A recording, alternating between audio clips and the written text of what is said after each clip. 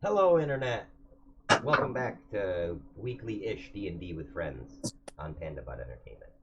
Um, so last week, and by last week I mean the last time that we played, some weeks ago, uh, after arranging a truce between some veggie pygmies and some local batata farmers, uh, Ariantha, you were given a vision from one of these kind of like psychotropic leaves off from this walking sapling, and you saw a vision of Tyrell completely overrunning many spheres of existence. Vecna's forces coming from Tyrell, that is. Um, and you also saw in your vision the sort of occupation of the planet Kryn by Tiamat, the Dragon Queen. Um, at the end of your adventure, Umbra had returned with Inamingle, Dick Book Demon, and also she had rescued her father from whatever his fate had been. Although you haven't really had much of a chance to talk with her, she briefly related that she had to make sort of a deal with Asmodeus in order to free her father and Inamingle. And she also tells you that the city of Sigil, the city of doors, the central sort of hub city of all the multiverse and all the planes of existence, had been subject to a siege of the forces of Vecna and Orcus combined. Um, she says somehow Vecna, had sent his forces in through some of these doors, and even the Lady of Pain herself was not able to completely quell this, and that now Sigil, when she left it, was sort of a war zone of undead and outer planar beings all sort of clashing. Did you lose somebody? I'm back. Yeah, I don't know. Oh, okay. Um, Also on this vision sort of trip, um, Arianth had tried to sort of get in touch with her connection with the goddess of magic, Mistra. And Mistra had essentially, we'll do a real heavy air quotes here and say, asked Arianth to repair the damage that is being done to the Weave of Magic, although she really gave no real instructions on how to do so. Um, and Hestia had sort of given Maggie a few insights when Maggie asked some questions. The first of which was, would going to Kryn Space be their number one option? Would it be the most productive thing? And it was sort of a I don't know answer, but I think, like retcon wise, it would have leaned more heavily towards like a probably not. Um, you had then asked, oh,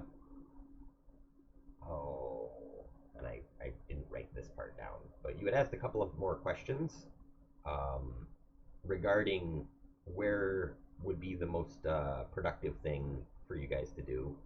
Um, and I think one of them was, do you need to complete the rod, or did you need to complete the rod of 7 parts in order to defeat Vecna? And the answer had come back yes and no, and that was sort of where we left off. Now, the implication that I got was that you guys were planning on continuing to search for the words, these power words that would unlock the rest of the rod.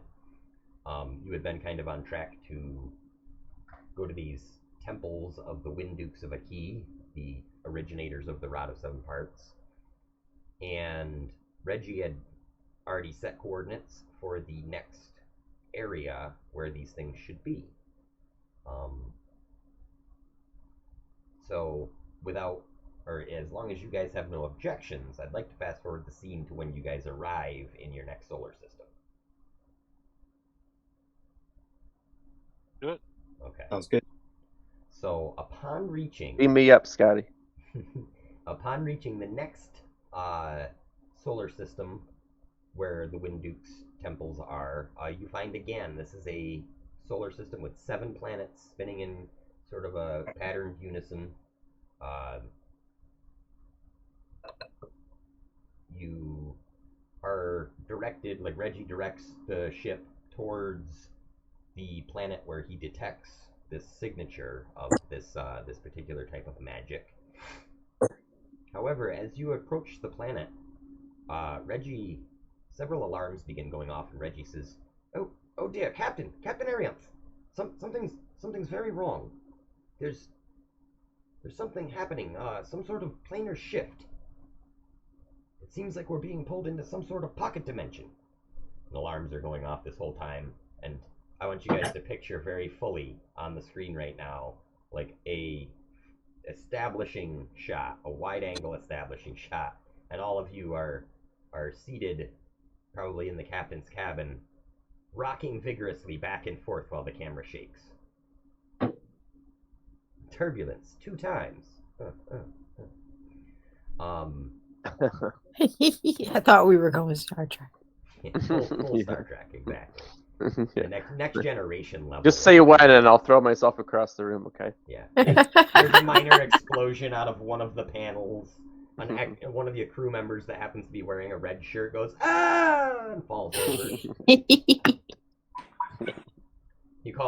Reggie calls down to Nib and Nob and says, "Nib, Nob, what's going on down there?" And they say, "Captain, I'm giving it all I got."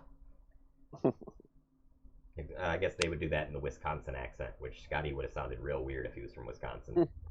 Oh, I'm giving it all I got. I'm giving it all I got, don't you know? Ah. After a few brief moments of this sort of bright wash of energy and chaos that is running amok on deck with the crew running about screaming,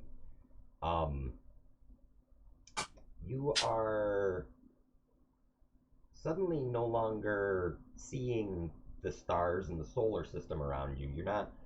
You are in an area that looks wholly different. And you can see behind you is a large sort of, what looks to be some sort of a, for lack of a better term, portal, but it looks more like just a wash of light, like circular light, that you have come out of. And you are now facing just this singular floating platformed city. A city of bright lights, like no lights you've ever really seen in your lives. These are what we would describe as being fluorescent in nature. Like they are all over the city. There are tall, huge buildings, one in particular in the center that looks something kind of like a pyramid, but also sort of like some sort of temple from the far east of our world. And there are many buildings of various shapes and sizes, pyramids and just large skyscrapers and things. And you can see there's actually a plethora of vehicles that are floating about in the air, flying to and from destinations. There seems to be a lot happening here. It's a city of maybe 30 or 40,000, it looks like, just from first glance. Fairly large. Reggie says, "Well, this is very strange. I'm scanning the city. Wikipedia only comes up with an empty entry for a city known as Asfarabia."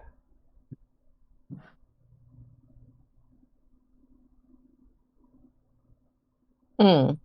The population is listed as Asfarabians. Who'd have thunk? No other information here. Do I sense anything as far as my magic is concerned? Roll me an Arcana check.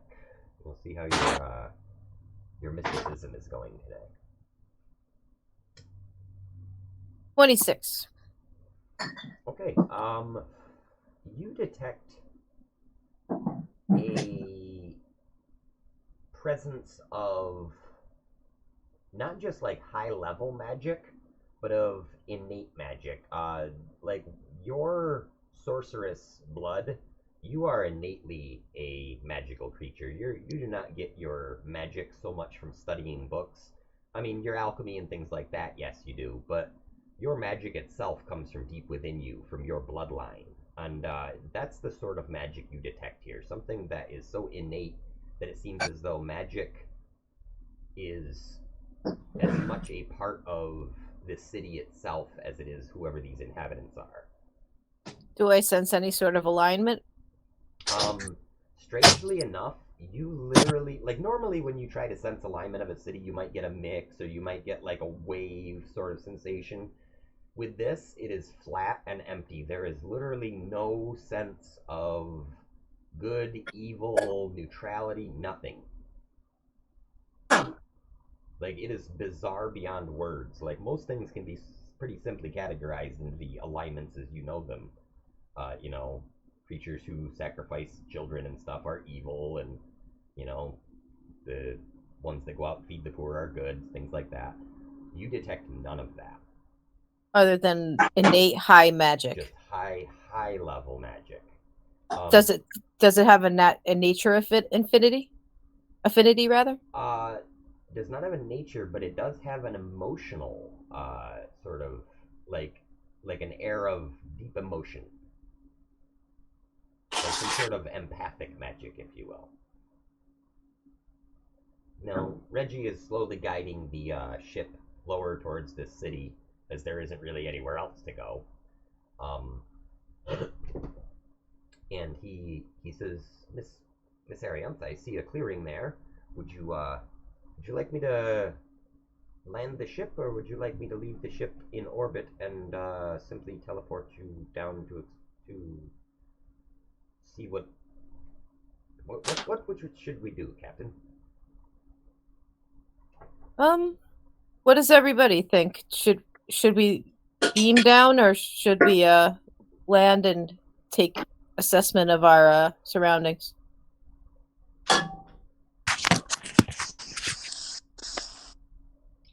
Seems like a distraction. Yeah, I don't see what's We have a seat to land. Hmm. For sure. All right.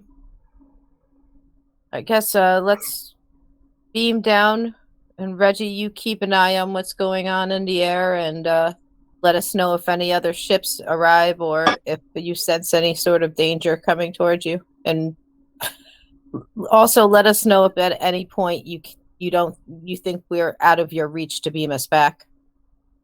Absolutely, Miss Ariantha. I'll Zach, be I your... can't think of the girl's name, but is the portal expert girl there, or no? Yes, Umbra is around. Yep. Okay. Umbra, can you tell us more of what happened? How we got transferred here? She says, Oh, good call. She says it's a good question.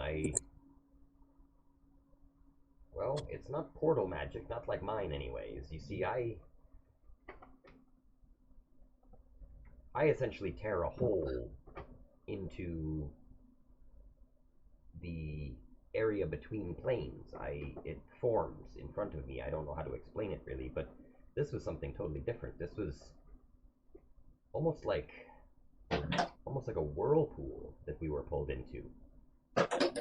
Perhaps it is I would be wary that this might be a trap. Great. Can you get us out of here? It's a trap. She says, unfortunately, and she sort of puts her hand out like she's doing her portal magic stuff. And usually when she does this is when like some axes or something would come flying out and she'd be juggling. This time, like, you see like a little light where her portal would normally be, and it sort of like wobbles. And it doesn't really form. It just sort of goes back out. She's like, unfortunately, there seems to be some sort of interference to my abilities here. I don't think I'll be able to be much help other than making sure that your ship stays safe. That's pretty useful. Yeah. Yeah. Let's go figure out what the interference is and get rid of it.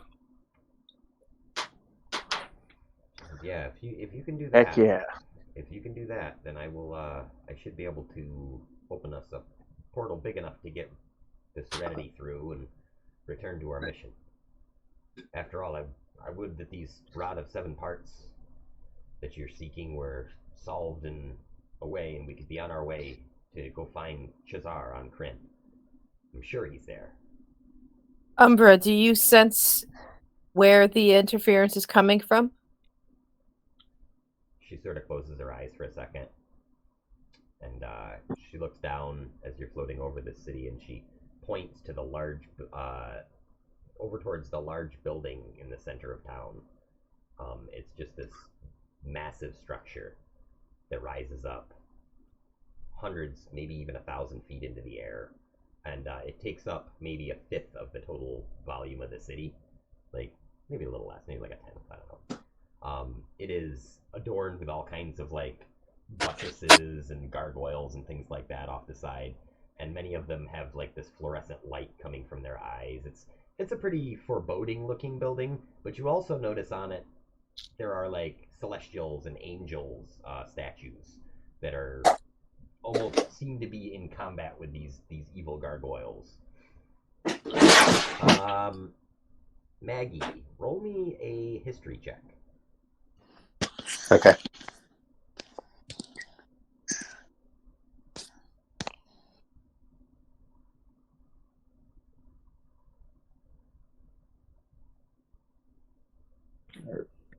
History, where?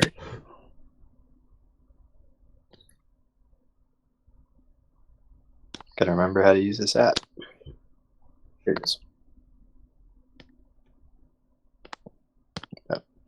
Unsurprisingly, Maggie doesn't know a whole lot. 8. Okay. Yeah, so you look at it and you think to yourself, like, this has got to be some kind of a temple. So like as much as you would get from that would be like it, with that building being so prominent, it makes you think this might be some sort of like a religious sort of world or city, as it were. Like perhaps like their clergy is very important or something. It might be a theocracy.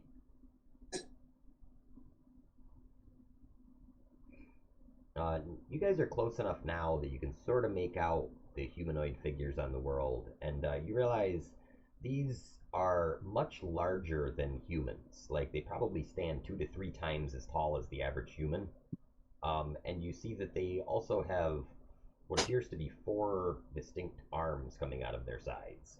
Like Reggie's sort of coasting in between buildings and things. And one thing you do notice, that all of you notice, is that no one seems to be paying you much mind out of this society here. They're not like looking up at your ship. They're not gawking. Like they're, big city folk. They don't, not much phases them, I guess. Do we see any other ships? You see small ships, much like these are like, what you guys are on is almost like not quite a cruise liner, but a very large ship. You see stuff that's like the size of like cars floating through the air. So every once in a while, one of these, like they're a large version of it to accommodate these creatures, but they're basically just, it's like a van. And like this, every once in a while, one of them will stop, a creature will get out. Like, just pretty much looks like regular traffic.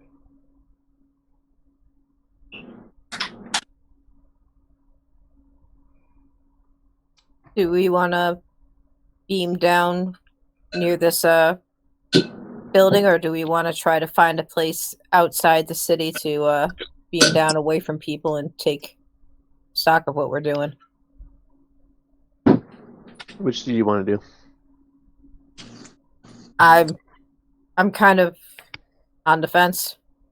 I think no reason not to be nearby. Doesn't seem like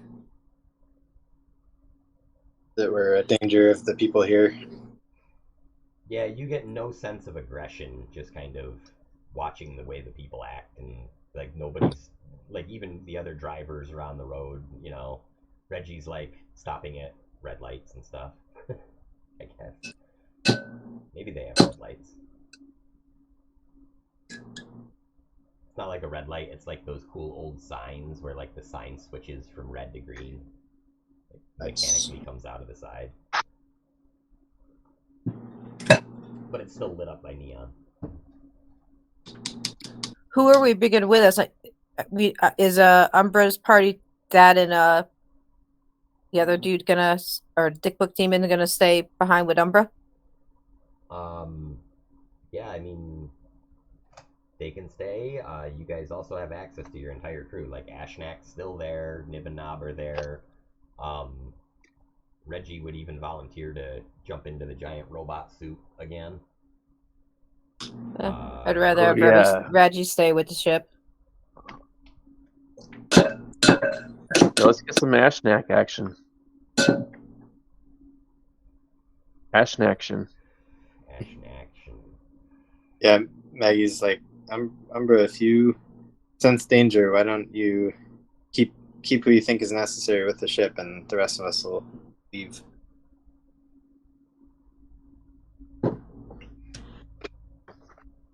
Yeah, I mean, Umbra is kind of indifferent. She doesn't care if anybody stays with the ship of the other than the bare minimum operating crew to keep it floating. You know.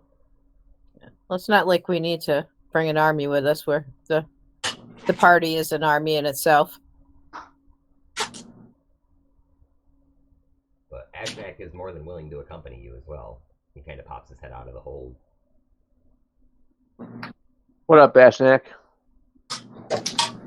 Yeah, I'd love some shore leave. That sounds great. Yeah, that's fine with me. Do it. All right.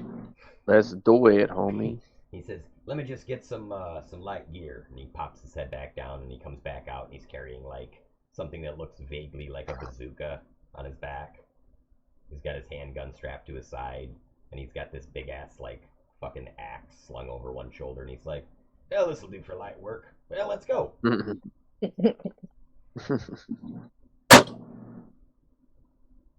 All right, let's go. He's also wearing his universal orc marine, like his fucking fatigue, like the shirt that they give you, like the ROTC shirt, like that olive green, and like a pair of like Hawaiian cargo shorts. Reggie, have the crew ready to man the guns at a moment's notice if it comes down to it. Aye, aye, Captain.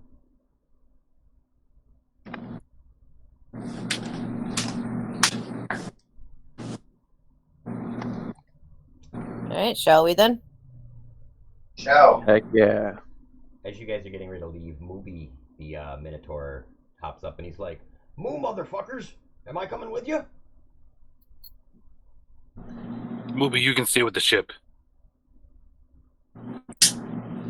Okay, Moo. Aw. Yeah, kinda, his horns do a little downward point. And they droop just a little bit. Alright, you go to the area of the ship where Reggie teleports you from. You get your cool little sparkly stirred up gold dust effect. And as you land down on the planet surface, or the city surface really, because this is just looks like a suspended platform in space. You are immediately aware that all around you urban life is happening. Like this is a populated planet. And despite your sudden appearance, nobody seems particularly disturbed by it. Let's see, Vadia, roll me a perception check. Everyone? No, just Vanadia for now. We'll have her be the first one to kind of look up. Oh, okay. Hang on.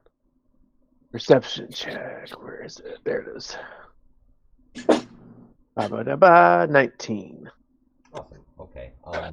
So you're the first one to notice that these creatures, they are in fact about 15 feet tall. And as one of them walks by, you look at it, and you kind of are looking up. You're about waist level with this thing, and you notice hanging off from sort of rope belt around its waist. This creature is clad in just these like mustard yellow robes, and is walking at a fairly quick pace on just two legs, and it's swinging all four of its arms in like a counter unison, so it's like two forward, two back on opposite sides, and it seems to be going fairly quickly. Like it's got someplace in mind that it needs to go, and on its waist, on this rope belt, you notice these masks. These sort of, they look like the comedy tragedy masks, essentially, these ivory face masks.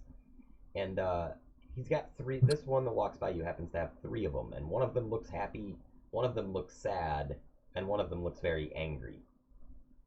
And as it stalks past you, it looks at you for just a moment, and it's got one on its face, and the one on its face looks like someone's face when they are in a hurry. Like, it looks like it's concentrating very hard, like it's focused. And as it stops, it ponders you for a moment. It reaches down and slides the masks you saw out of the way, and it pulls one off from a string, and it puts it up. And now it changes the mask that it's wearing, and as it does, you can see its face. And you realize this thing doesn't have much of a face. It is a shallow pair of black sunken eyes, and something that would pass for maybe a nose and a mouth, but nothing particularly, like, descriptive. It has a face almost like wet clay. Like, it seems to be sort of just moving slowly. And as it puts up this other mask, you see that this is now a mask with a quizzical look on it. And it stops what it's doing, puts the other mask on its belt, and leans in, sort of regards you for a moment. It then shakes its head, switches back to the first mask, and continues on its way. And as you begin to look around, all of you now are seeing these creatures are interacting with one another by changing these masks. Like, you can see two that are sort of, they must be talking in some sort of language. You're not really sure what. You can't hear them from where you are, but they appear to be talking to one another. And as they are, one of them changes to an angry mask, and then the other one changes to an angry mask, and now they appear to be gesticulating wildly with all four arms and arguing before one of them slaps the other one hard across the face. This is like across the street. Oh, shit. To see this. And another one runs up, and this one is wearing a concerned face, and it separates the two. And then the two that were fighting pull out these masks that look kind of sad, and they sort of look like they are apologizing to one another. And the one that had the concerned face now changes to a happy face and separates the two, and they two go on their way, and the other one walks away. This is like, you're witnessing all sorts of shit like this. Super awkward. Yeah, it's really weird. It's something that you guys have never seen any sort of culture like this before, where they seem to be interacting all with just kind of gesticulating and using these masks. Are they making any sort of sound, or is it all by gestures? None of the ones near you have made a sound yet. The ones far away, you could it looked like they were talking, but you're not sure, because you haven't actually heard any of them talk. Arianth, you are, like, because of that earlier Arcana check, when detecting the emotional state of things, you are picking up on this, that these are beings that seem to function with a very specific control of their emotions, and they seem to be using these masks for that purpose. Do I sense that? So, and I had sensed before that the magic was emotionally charged as well, right? Yeah, absolutely. Like, you can tell these are definitely magical creatures of some sort. Like, they have, this is, like, all these creatures in the same spot seem to be like a huge, like, coalescence of, like, a sorceress type magic, like an innate magic of the emotional sort. When they swap masks, do we see what was underneath them? Yeah, it is like just sort of this mostly featureless face with just two dark eyes that are very sunken into their head, and sort of like nose holes and a mouth, like maybe a little bump where their nose is, but not much. Yeah, these are all like these weird pallid grays and brown creatures. Like I said, like their skin is very like, it almost looks like a moving clay. As a matter of fact, I think I saved a picture of them. I hope. Maybe. I did not.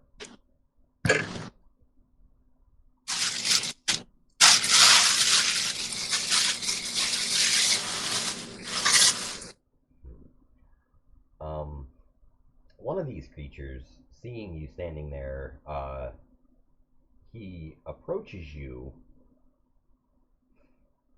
and he pulls out a mask that is, it looks not afraid, but not necessarily completely comfortable, like almost like a cringe sort of face on it. Like, picture these masks as being like really detailed, like emoticons almost. So he sort of is approaching you, and the mask actually begins to move its mouth and speak to you, and you understand it perfectly. It is just common tongue, and he says, "Where did you come from?" Outer space. We were brought here. Why? Take us We to your don't know. leader. Okay. You, when you say take us to your leader, he points to the big building in the center of town. You guys are only like a couple blocks. You can see this thing clearly. It's just up the street. And as he points, he begins to change masks now into something that looks more like a, like he's more comfortable. And as he points, he says, Many masks lives there. And at that point, another one of these creatures comes running over towards this one that's talking to you with a face that looks terrified. And she grabs this first creature and pulls him away and says, the mask begins moving, and she says, "Don't you touch my child!" We mean him no harm. The first one now switches immediately back to his scared face. Like, this is now like a full-blown, like, crying face. The mother holds her hand out, and, 1 second, let me switch over to my stat block here. She holds her hand out, points it at... who did she point it at? Are we supposed to be seeing anything at this point on the screen, Zach? Nope, I've still got it on the Okay. blindfold. Gotcha. Let's see. So she points it at Ashnak. And she simply says, "No." And Ashnak grips his head in pain and goes, "Ah, God damn it, get out of my head, woman!" And at this, she stops as soon as he says that. Ashnak takes a little bit of psychic damage. However, when she does this, she gains the ability to read Ashnak's mind. And she pulls quickly out a much more understanding mask. Now, the mother has many more masks than the young creature does. The young creature has maybe like 3 or 4 that are basic emotions. You get the feeling that this is a young one of these creatures. But as she does this, being able to read Ashnak's mind, she immediately seems to know you, like, fully. Like, as much as Ashnak knows all of you, she knows you. She knows who you are and what you've been through. And she looks simply at all of you and says, "Well, you'll be wanting to see many masks. Let me take you to him." And she indicates that she would like to escort you to the temple in the center of town. Lead the way. Maggie thanks her and kind of explains that what she did caused damage and asks how they can avoid that kind of thing. She sort of looks at Ashnak, shrugs. Like, she's now got this mask on that looks exactly like a nonplussed mother would look at this point. Like, he'll deal with it. Rub some dirt on it. Yeah, like that sort of thing. So you all begin walking up the street, and it's just a few hundred feet to the temple. And when you reach the temple, she brings you up to what is essentially looks like a doorman who is wearing a very stoic mask, and he's just like a deadpan. And she says something to him that you don't quite catch. It sounds sort of like common, but it sounds like gibberish. Like it sounds like she's just saying words all out of order. And he sort of nods and opens the door, and she indicates that you should go inside. And she stands there, clutching at the young one's shoulders. I thanks her and does so.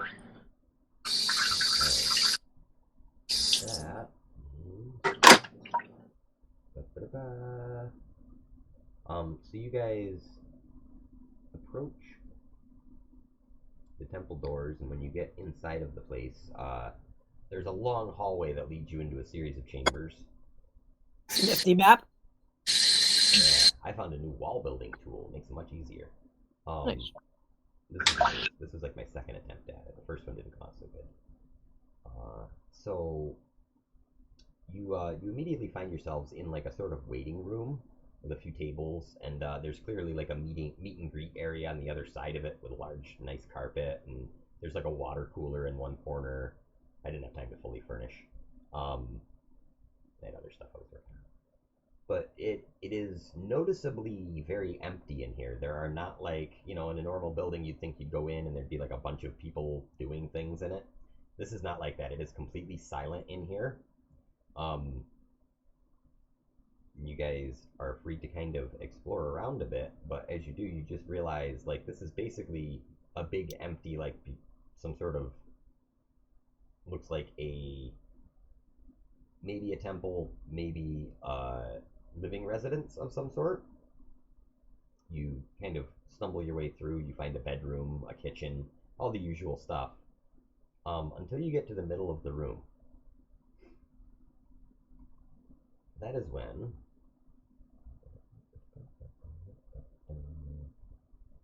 you encounter mini-masks.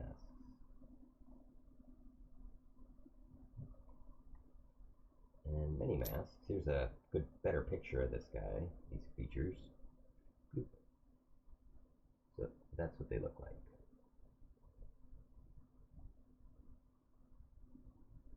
But picture most of them wearing some sort of yellow robes. I don't know why they drew this one naked. He stands in the middle of this kind of raised dais in this room, and he's just standing there with one of his masks on that is just a look of quiet contemplation. And as you walk in, the mask begins to speak to you, and it says some sort of indecipherable name for what you can only assume is the mother that you just met. It says that she warned him of your coming, and explained like why you were there. Which is funny because you don't know why you're there.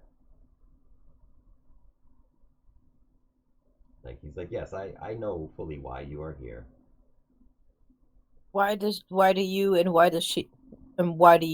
she think we're here for? Well, for the next word. Isn't that what you're looking for? The words of power to unlock the Rod of Seven Parts? Why did we end up here? Yep. Here is where you need to be. And all four of his arms sort of gesture to the temple that you're standing in.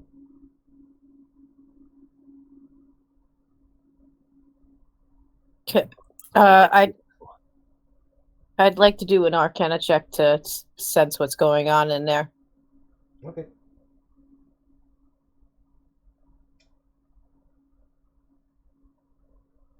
Aranith is remembering what Umbra said about it possibly being a trap. I got a 23.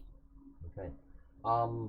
So you sense no malice from this individual. You actually gain a little bit of you can feel the threads of magic through the weave of magic, sort of.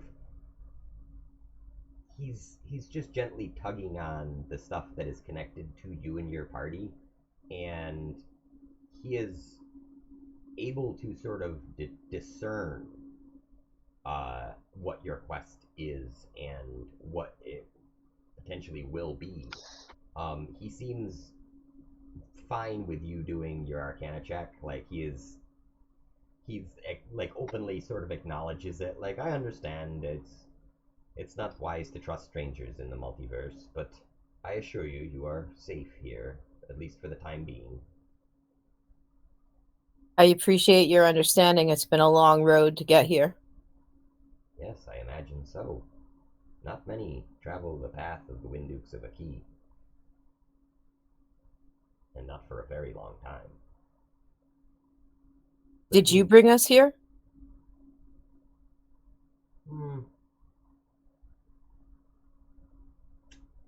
Yes, but we did not really do so intentionally. You see, we were placed here long ago. It all began when one of the Windukes, during the battles with the forces of the Queen of Chaos, discovered a way to slay her demonic abyssal cohorts.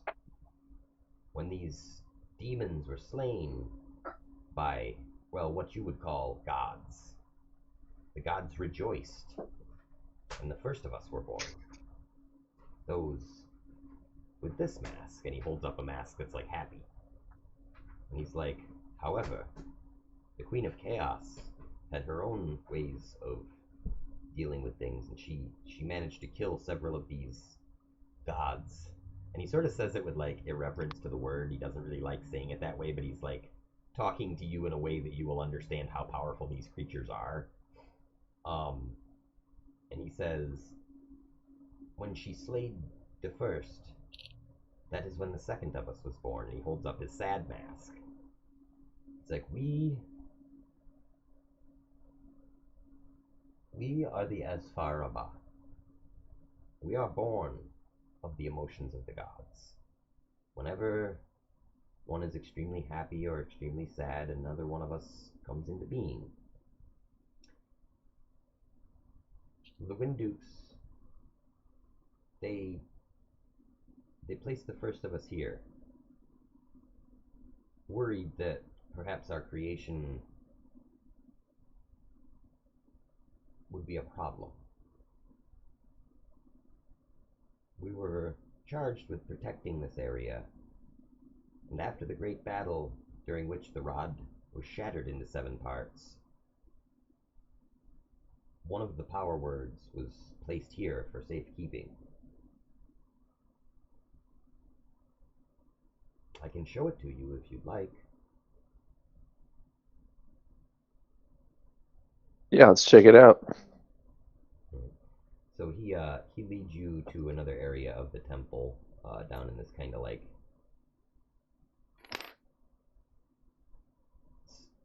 stairwell area that leads up to a raised stage, and there's like a little platform with like a desk and some books and stuff on it.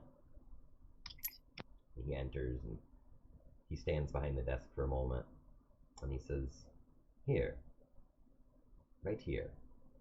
And he points to the wall behind him, and there is a carving that you are very familiar with that looks much like the other carvings from the Windukes. And this carving, even as you approach, begins to glow. And he looks at you and looks at the carving and changes his mask to that of just like a smirk, like a knowing smile, if you will, like something like like this is actually happening.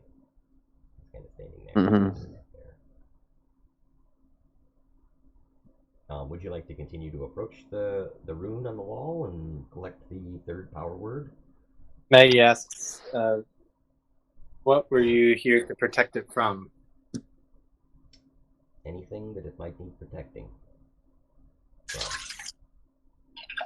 Do you feel that that it does not need protecting from us?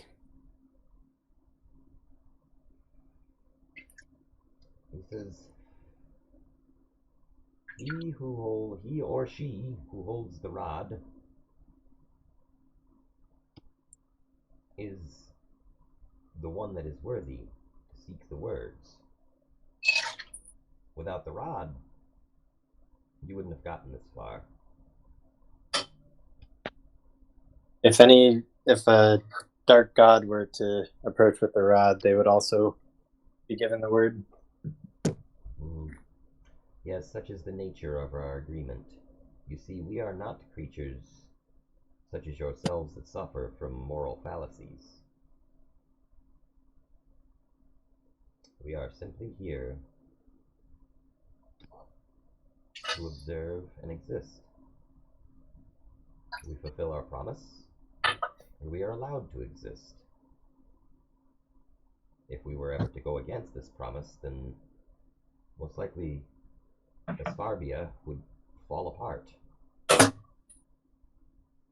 You think that And maybe he means that literally. Will Asaria continue to exist once I have the word? Yes, and we will be free. We will no longer need to guard it. And what would you choose to do once you were free? That is for each of the Asfabar. What? For the asshole bars. They had to name this thing. Asfarabra. There we go. That is for each of the Asfarabra to determine for themselves. We are creatures of free will. You see, when we are born with but the one emotion that we are born from. As we grow, we learn new emotions. Many of us use these masks, and he holds up the mask and says, we use these to control ourselves. You see, Asfarabian born in rage can be very dangerous. One born in fear can lash out. So we take on the roles of parents to these young ones. We teach them the ways of controlling their emotions. We use these masks as a tool.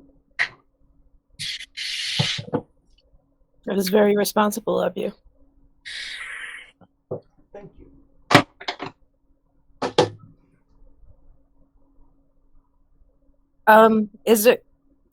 Am I blocked from contacting the ship in Umbra? No, absolutely not. All right, I use my mental channel to ask Umbra how she feels and what she senses about the situation now that we have more information. She says, yeah, Reggie's got it up on the scanners here. I can see you. I can see where you are. Just be safe. I mean, he seems legit to me. I don't know what I'm detecting, but there seems to be some other entity around. Something. I don't know. I'll keep investigating, though. Oh, sorry, go ahead. I was just gonna say, yeah, Maggie tells many masks. It seems there's some entity here, aside from what you're describing. What might we be feeling? Yes, unfortunately, this rune is the only thing that is keeping it out. I'm not quite sure what it is, but something has been poking around at the borders of this dimension. You see, we exist here separate from the rest of the multiverse. We're quite hidden away. I think the Wind Dukes wanted to ensure that only one with the rod would be able to even enter here. But with the dissolution of this rune, we will be at the mercy of the multiverse. Our pocket dimension will no longer be a pocket. It will simply be part of the greater astral sea. Do you know anything about this? Do you sense anything about the power or an intention of the entity that's been trying to get in? Yes, this is what you beings would call evil. And this mask, this many masks, is now still wearing this same sort of like nonplussed, like sort of bored face. Almost like he expects bad shit to happen, but like, so that's the way it goes, sort of face. I do not wish to cause your people trouble through our quest. What can we do to help once I take the rune.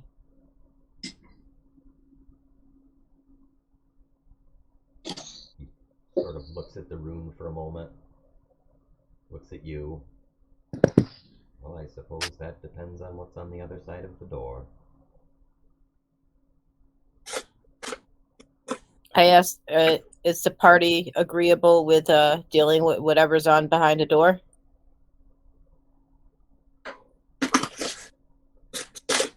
Probably. Ashnak looks up and he's like, "Fucking bring it!" That's what he said. I There's asked. a Sorry, go ahead. Maggie asks if there's a hearth that you can, quickly make an offering to Hestia,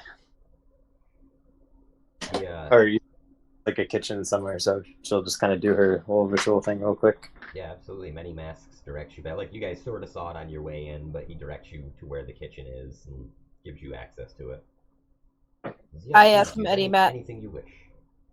Many Masks, is there anything you or your people wish to do to prepare before I open or I release the seal? He sort of looks and he's like, "I'm sure my people will be fine." He says this in like a cold fucking, like, when he says they will be fine, he says it like he's a fucking serial killer.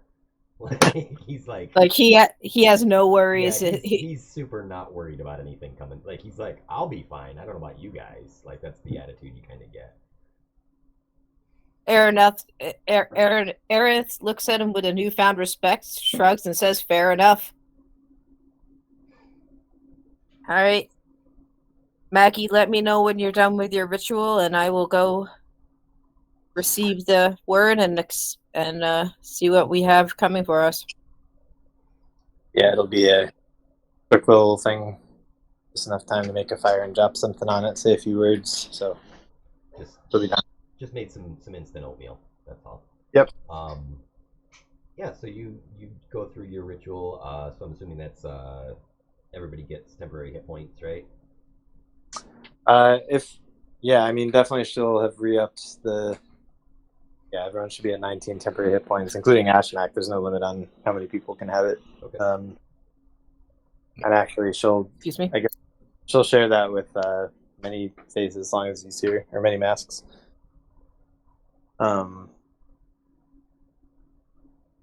Yeah. Okay. So yeah, you guys make it back to this little stairwell here, and Ariant, as you begin approaching, you get about maybe 15 feet away or so, and essentially like a crackle of lightning almost erupts from this rune at this point. It's been like glowing and glowing and glowing in your presence and almost like building up energy. So as soon as that staff reaches that 15-foot mark, like a crackle of lightning shoots out from it. And the third word, let's switch back to my word document.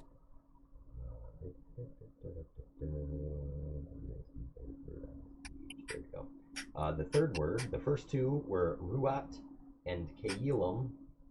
Kaelum? I don't know.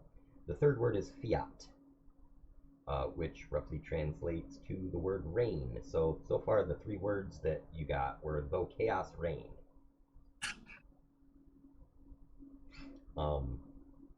As soon as this lightning hits the staff and you feel this familiar, like, compacting or solidification of one of these parts inside this container, Umbra's voice leaps out in your head and she says, "Oh, well, that's quite good. The interference is gone.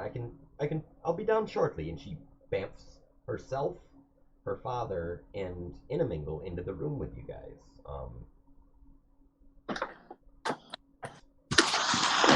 And it's only brief seconds of a little confusion. The many faces or many masks pulls another mask up that just looks like, "Who the fuck are you guys?"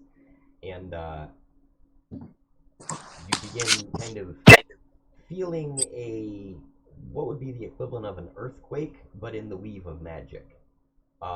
This is like pulse pounding. It's like standing too close to the speakers at like a EDM concert.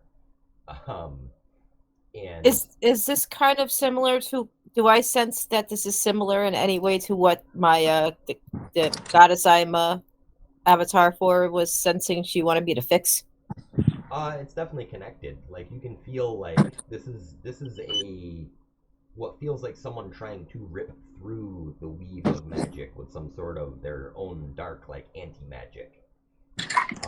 And from the spot on the wall where the room was, you see what looks like a crack slowly start opening, and the wall itself begins to sort of crumble around this hole.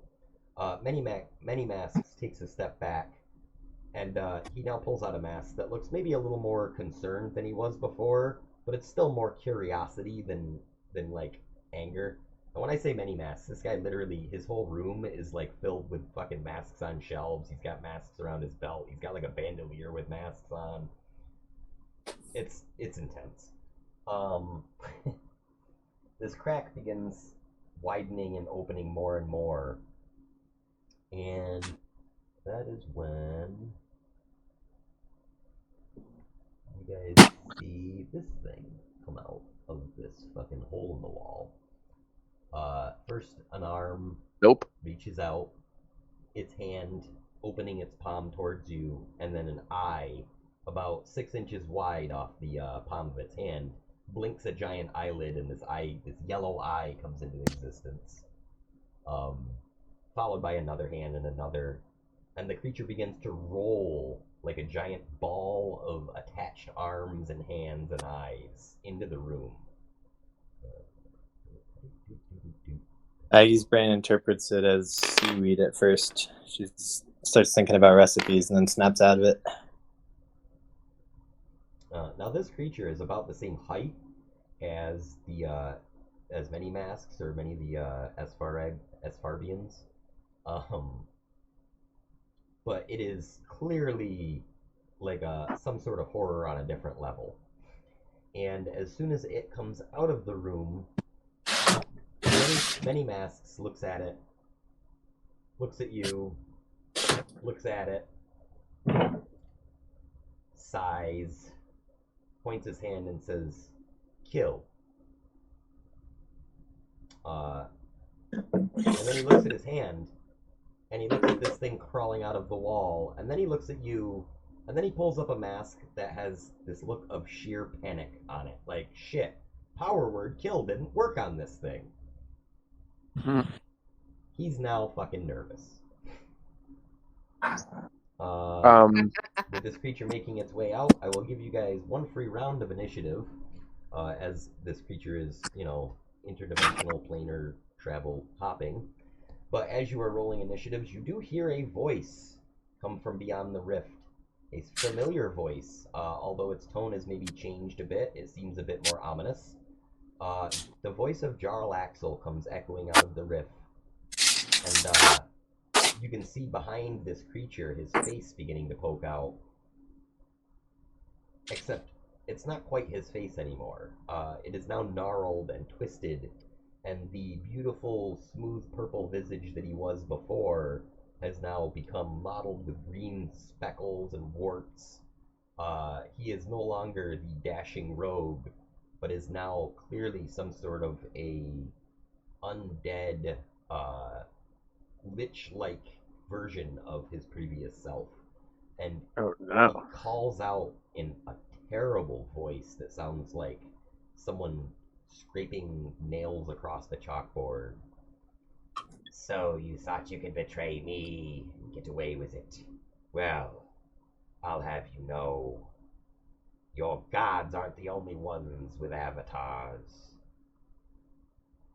I have forged the alliance with the great Vecna, and my god, the god of undeath, Orcus. We shall hunt you down like dogs no matter where you go."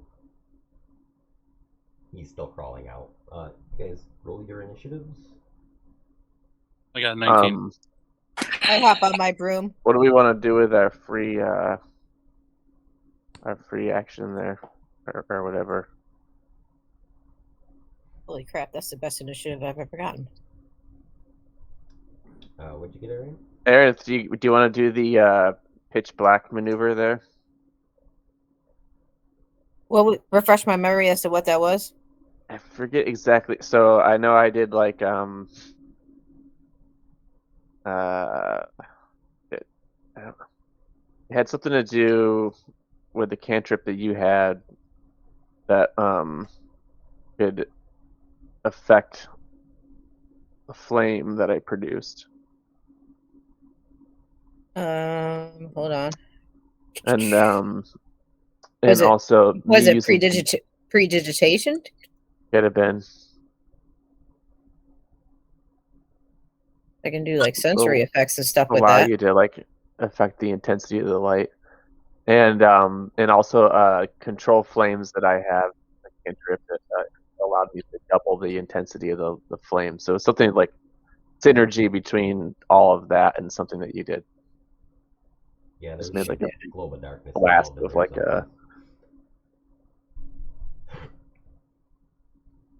somehow. It's like when you haven't played Mortal Kombat in like 3 weeks and you forgot the combo for the power move.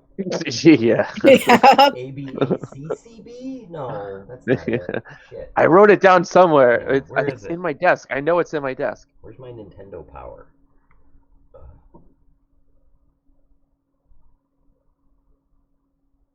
Meanwhile, I will unlock your characters.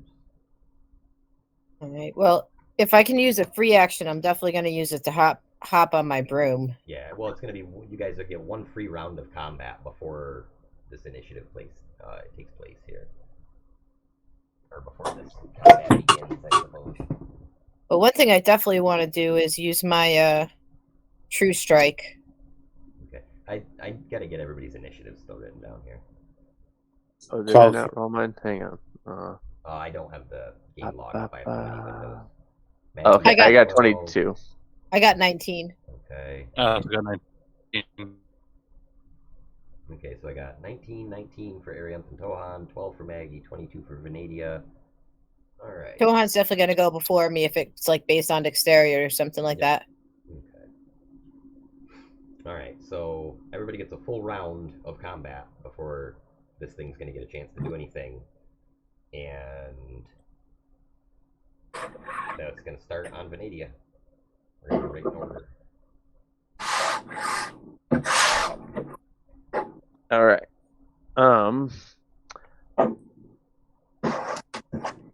Going to do Hunter's Mark.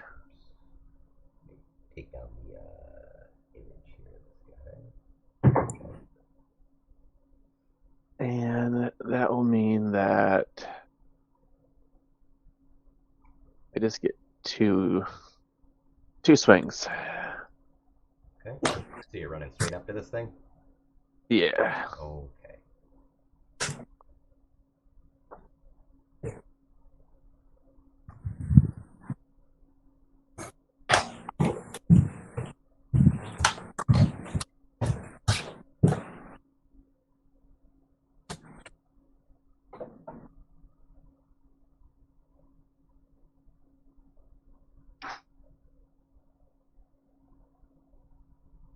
Hey Zach, did at any point while we were traveling between the last time we played, did we get a long rest at all or no?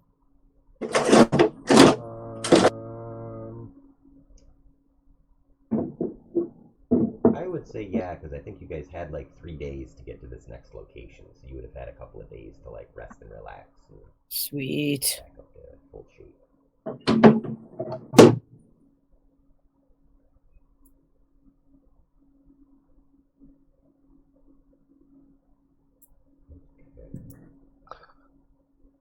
All right.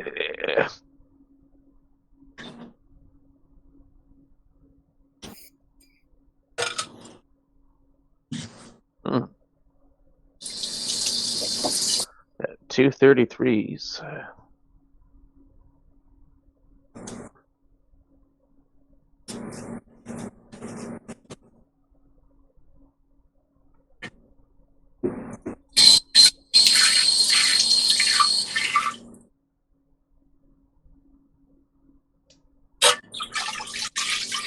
$35 damage, Zach. Okay.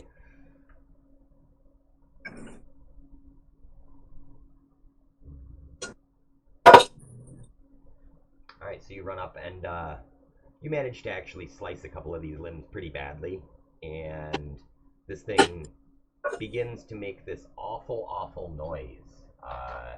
You're not really sure if it's trying to communicate or if it's just howling in pain, but it sounds something like this. Okay, bear with me.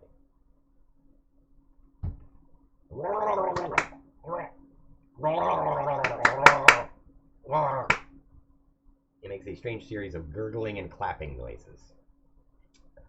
That's canon. I say I hope you I'm appreciate sorry. that, Chris Perkins. God damn it, I'm doing this canonically.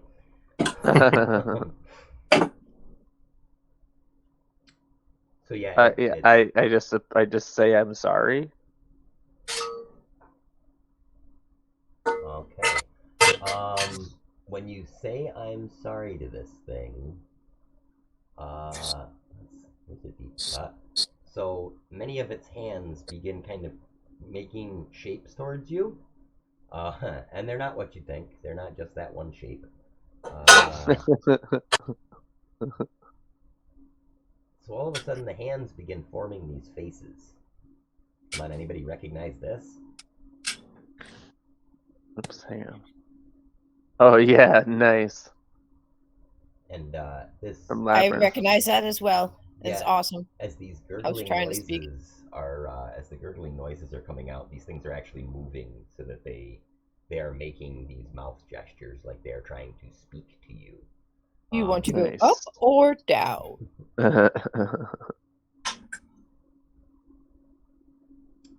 So up next is going to be Tohan, and then Arianth is on deck. Okay, I'm gonna rush up to it and first I'm gonna rage, Okay. and then I'm gonna attack it recklessly. Great Weapon Master. Okay. Oh, natural 20. Uh-oh.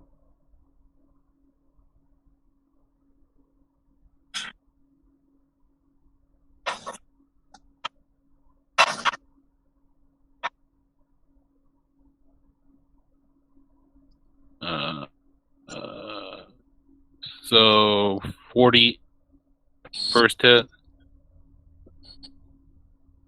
40 damage that is, and then another natural 20. Jesus. Murder Lizard's like, I haven't murdered anything in a while. 50 damage, so 98 damage total. Okay. This thing just about looks bloodied now, you think. You go in there, and I mean, you reinforce what Vanidia was already doing with the hack and slash, and as soon as you see that it's got a face, you aim for the face. And yeah, this thing is now letting out more and more of these gurgling noises.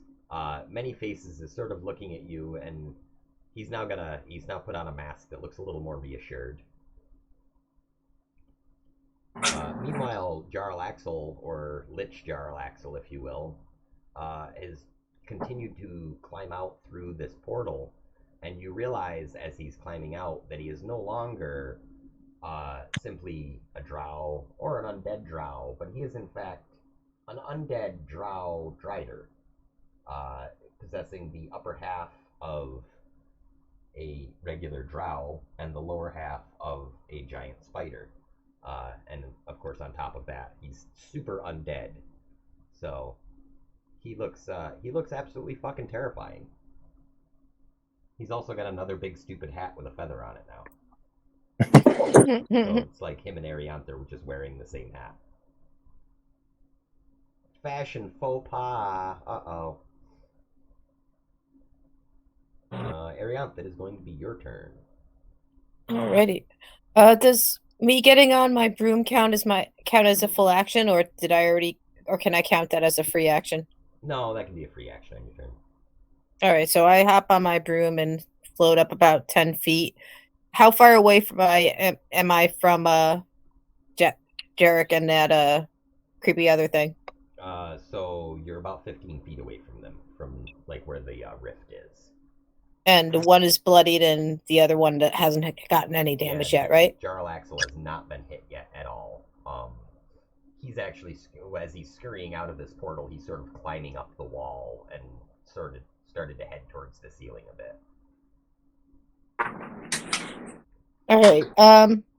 I'm going to use some sorcery points to cast True Strike as a bonus action at Jarlaxle, since the other one's bloody and probably on its way out. Okay.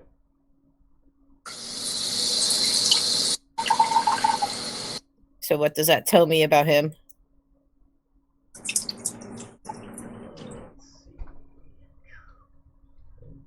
Okay, look at the spell here.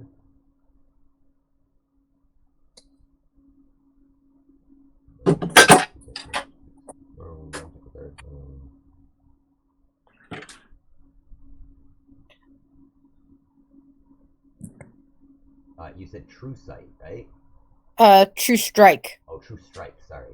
I point a finger at a target in range, and my magic grants me a brief insight into the target's defenses. Okay. And I get advantage on my first attack roll against the target.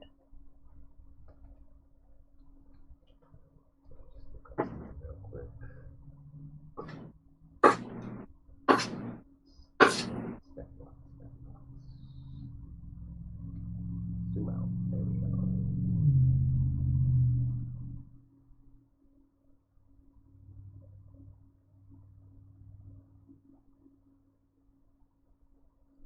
Sorry, should have had this extra stat block ready already.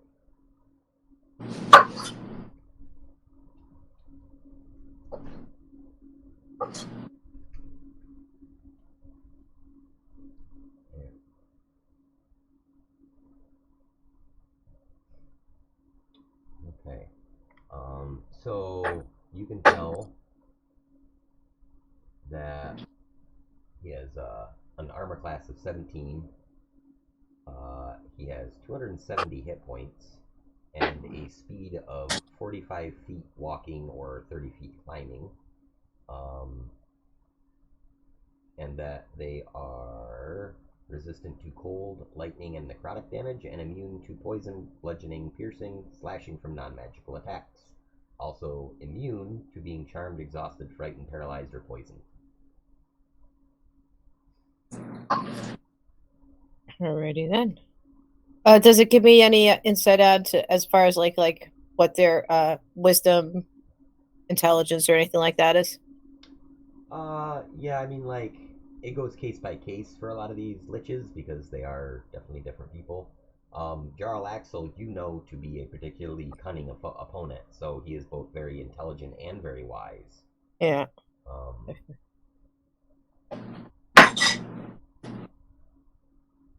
right. I am going to cast Sunbeam at Jarlaxle. Okay. That would, and I will do that with a level 6 slot. All right. Bringing out the big guns early.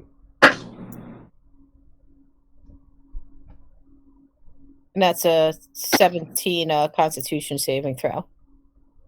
Okay. And actually, it's a 5 foot wide, 60-foot long line. So if that other dude's close enough, it gets him too. Yeah, you could absolutely have both of them. Alright, so I will roll the save for Jarlaxle first. He gets a plus 10 to his Constitution saves, which is a... Son of a bitch. You said it was a DC 17, however, correct? Yes. Okay, so he just rolled a natural 6, plus 10 is only 16, so is a failure on that. What is the damage going to be on that?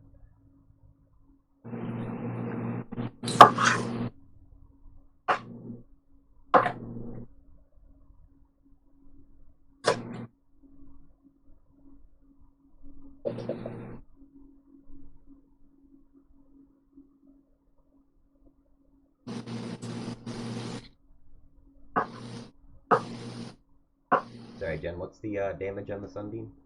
Oh, sorry. Did the other one did the other one fail as well? No.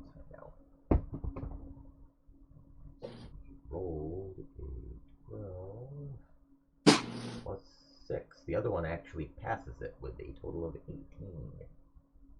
All right. So it's 28 damage for Jarlaxle, and then I think half that for the other one. Double check.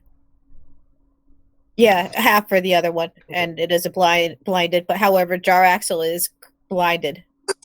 And oh yeah, and undead and oozes have disadvantage on saving throws. Ooh. So if he hadn't failed it on the first one anyways, he would have had to re-roll. Yeah. Alright. He lets out a cry as this burst of light cuts across. Like, I feel like the hands just sort of move out of the way of this sunbeam. Because, like, it's got a core to it where all these hands are joined, but there's a lot of airspace in between all these arms, so they just all shift out of the way to one side. You actually see one of the arms sort of point, and one of the faces makes like a laughing motion towards Jarlaxle as he gets hit. I can also now, for the next minute until the spell ends, I can create a new line of radiance as my action on any turn. Okay. All right, and let me see that. Let me just make sure my cat. That was 60 feet. So I stay within.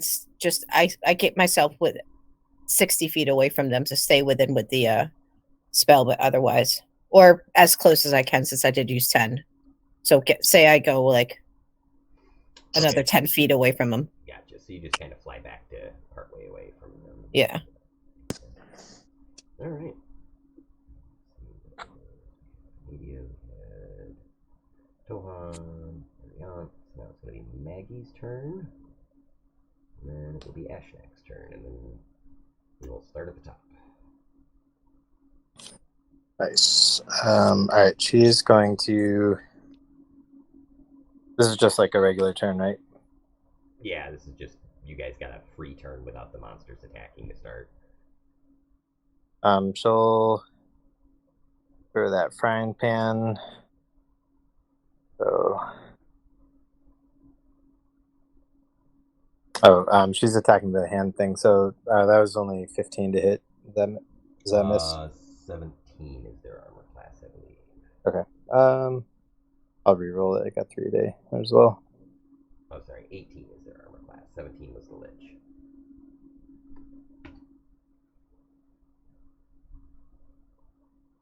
Okay, so 19 on the re-roll. Okay, so that hits. Right, and 17 radiant damage. Or wait, sorry. Is it radiant? I just forget. I think the frying pan is just force. Yeah, force damage. Okay. Well, it is not resistant to force damage, so you bash the shit out of it with your frying pan. Nice. You said 14 damage with that? 17. 17, sorry. And then I'm going to summon that Celestial. Calls up the Defender in this case. And so that'll end her turn. Trying to figure out where exactly on the map everybody is, but she's not trying to be too close. She'll definitely be standing back. That could be our Celestial for right now. Shiny. So yeah, you got up here against the wall. Hang on, let me switch to OBS to make sure you guys can see this. Alright, so in the room that you're in, which is just like a 3-sided room, Many Masks is sort of still pinned up against the wall here. The hand creature is here. Jarlaxle is behind the hand creature on the wall. I just haven't brought a minion for him yet. Toan, Venadia. Your Celestial, I'm assuming you summoned in kind of next to you, you said? She'll also summon it basically close to that hand thing. Okay. Go up there somewhere. And then, yeah, you're still about 15 feet away from this thing without using any movement. Did you want to move someplace?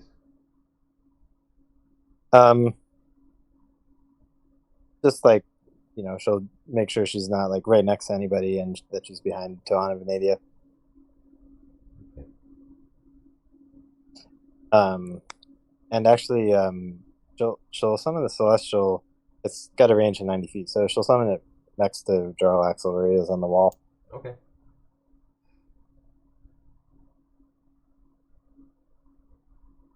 So like up, kind of floating, flying, whatever, next to him. Yep. Okay. And then the Celestial goes right after you, right? Right. Okay. Alright, so you get 4 attacks.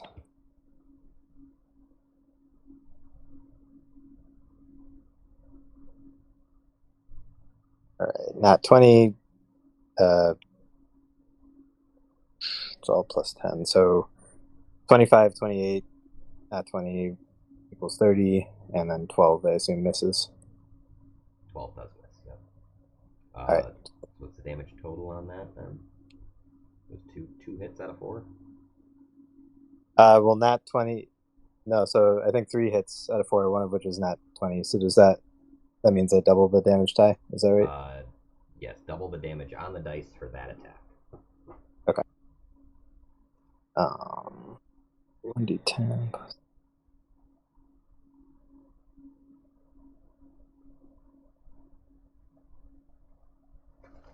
And I like the spell, but the mental math part is not as fun. Yeah. Alright. One of those spells you need a calculator to keep in your arsenal. Yeah. Alright, so 4d10.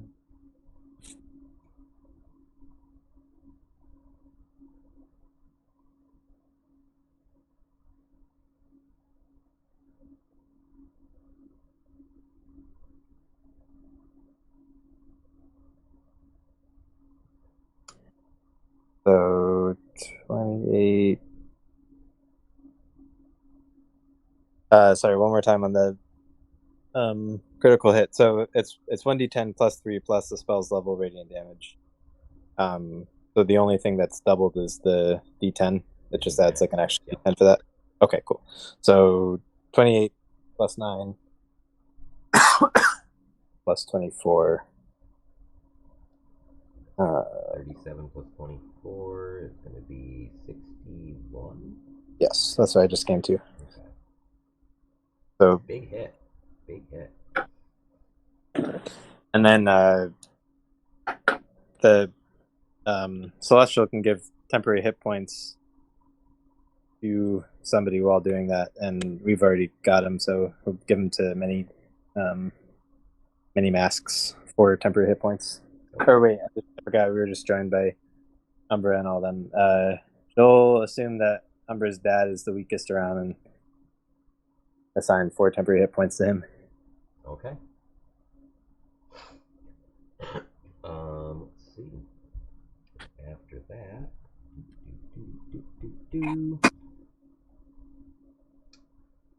Ashnak, looking around, pulls out the bazooka at first and looks at it.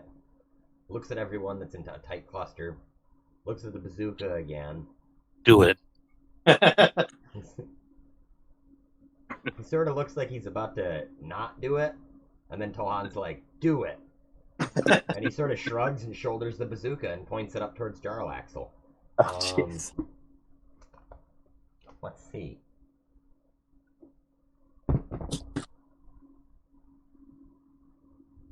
Well, he rolled a 3, but he's plus 18 to hit, so that hits.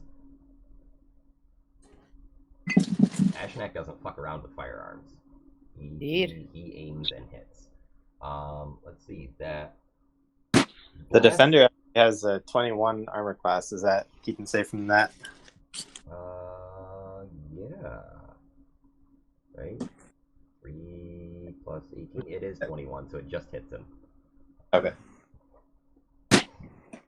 I assume this Celestial just looks at you, the defender looks at you like, what the fuck?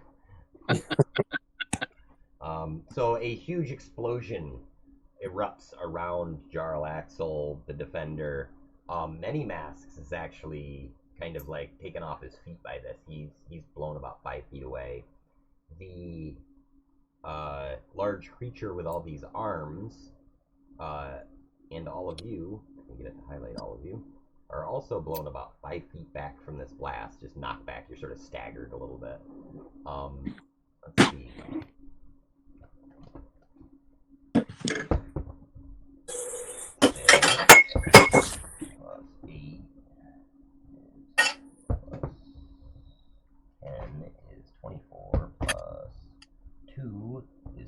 6 plus 6 is what? 32 damage to the defender and to Jarlaxle. And Jarlaxle is now deafened, as is the defender. Jarlaxle is also blinded. Yep. So now he's deaf and blind.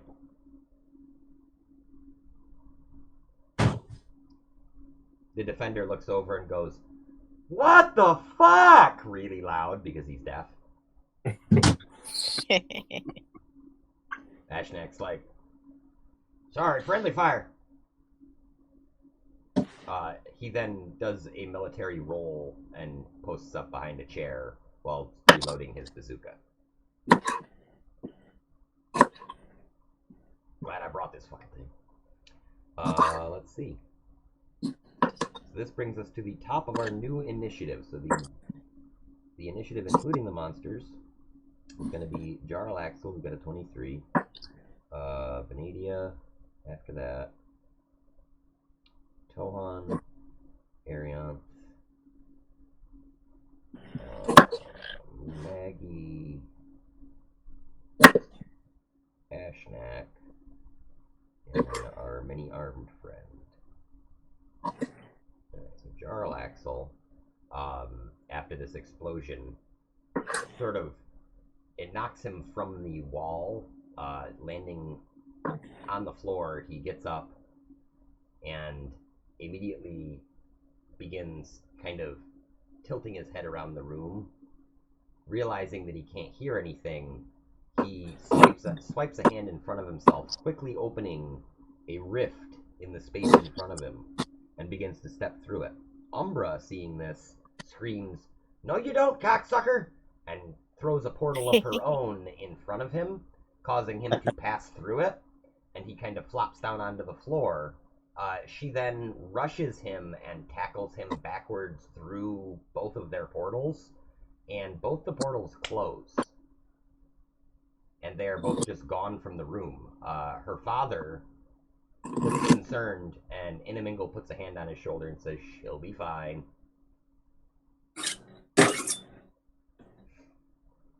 So Jarlaxle has now exited the room. That brings us to Venadia. Oops, I was just running to the kitchen. Oh, good. Nope. I'm here.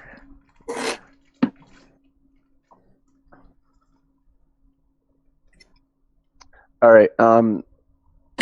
Hand thing is bloodied at this point, or Yep, yeah. it's about half dead. Excuse me. I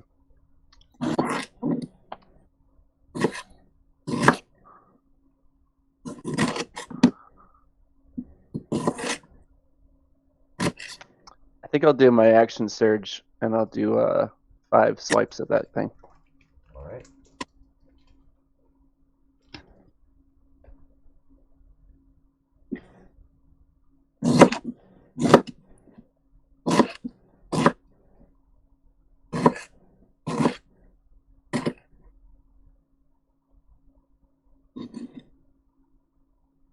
And 20 hits.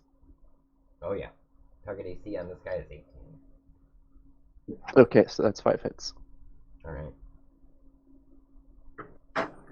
With the feeling Venadia is about to go into full blender mode.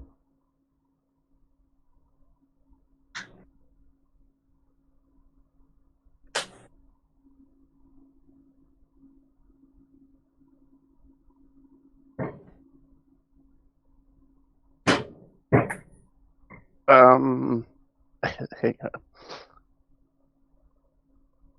For 84 plus. If it adds up to more than 125, you killed it. Oh, it's pretty close. Hang on. 84 plus. No, that's like, what is that? 108. All right, so it is super duper bloody.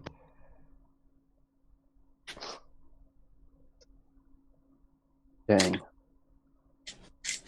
Actually, I might have even overestimated that. Hang on, let me do math because I was just keeping a loose running total here.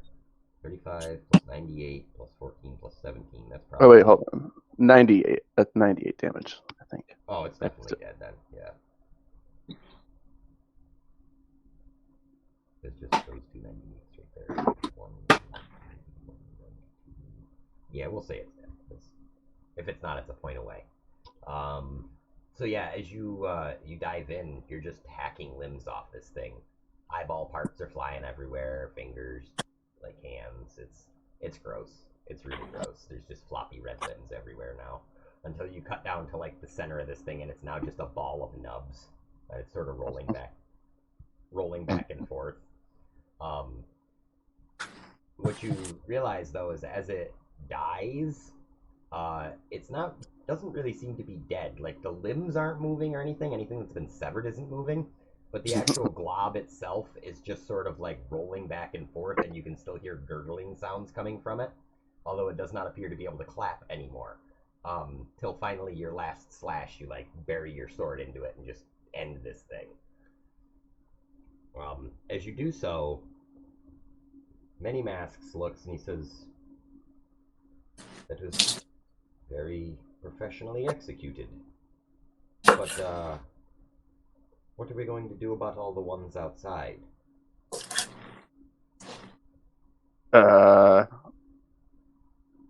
When you say all of the ones outside, how many are you talking about? And he says, "Ah, yes. Perhaps you should come look." He's very nonchalant for a being that knows all the shit that's going on in his pocket dimension. So, first let me save this map real quick.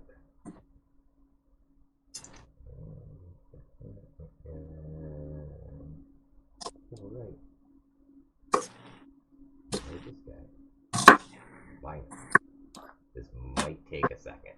This is why I didn't start with this one loaded, because I didn't know if it was gonna.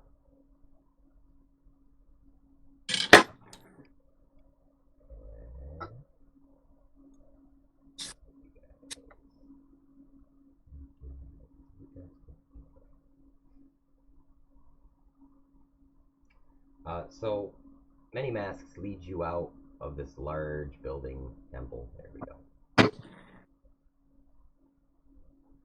And you look up and down this street and can kind of see that all over the place now are these things. They are up and down like every street. They are going after the Asfarabians, who are, to their credit, defending themselves fairly aptly. Like, picture a big 15-foot tall rolling ball of arms coming at this thing, and their first instinct seems to be to try to cast some sort of power word on it. When that does not work, many of the Asfarabians are teleporting away up to 500 feet. They're just kind of making these little jumps. And you're starting to see, like, these are very magical creatures. It's only after the first few minutes of witnessing this chaos outside that you realize the Asfarabians have now taken up They have begun casting spells. And Many Masks tells you that his people are capable of casting one spell at will per day as just a way of being in constant communion with the weave of magic. They have a feature called Power Word Arcane, meta speaking, that allows them to cast whatever spell they want once a day under 7th level, which is fucking baller. When you look up, you now see that going on in the skies above the city is the most badass anime portal battle ever between Umbra and Jarlaxle. It seems to be going in Umbra's favor. She seems to be kind of kicking his ass. Like, she'll open a portal and kick him through it, and he's coming out like another portal up above her, and she's turning around and uppercutting him, shit like that. It's like straight Tekken shit. And she's, of course, portaling herself, like falling down into the sky and stuff. It's very fucking Dragon Ball Z. But yeah, as you look about, you realize there are many of these creatures all around you.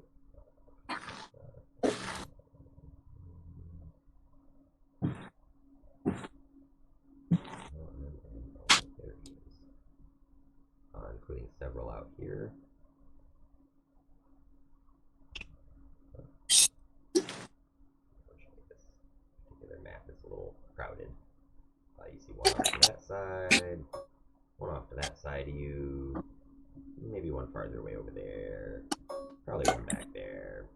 There is a plethora of these things, and what you notice about them is, other than just harassing the Asfarabians, they are also just kind of randomly breaking stuff. Like, they're rolling around, like, grabbing, like, a tree and uprooting it, grabbing, like, the wall of a building and they begin tearing bricks out of it rapidly. Like, if they can't get a hold of a person or something to attack, then they just break whatever's near them. So they're not... Like, they seem to be pure forces of destruction. And you can hear Jarlaxle's voice kind of calling out, like, yes, wreak destruction upon this wretched city. Get the staff, get the rod, he's screaming. And kind of trying to direct these things. These things, however, seem to be pretty much fucking ignoring him.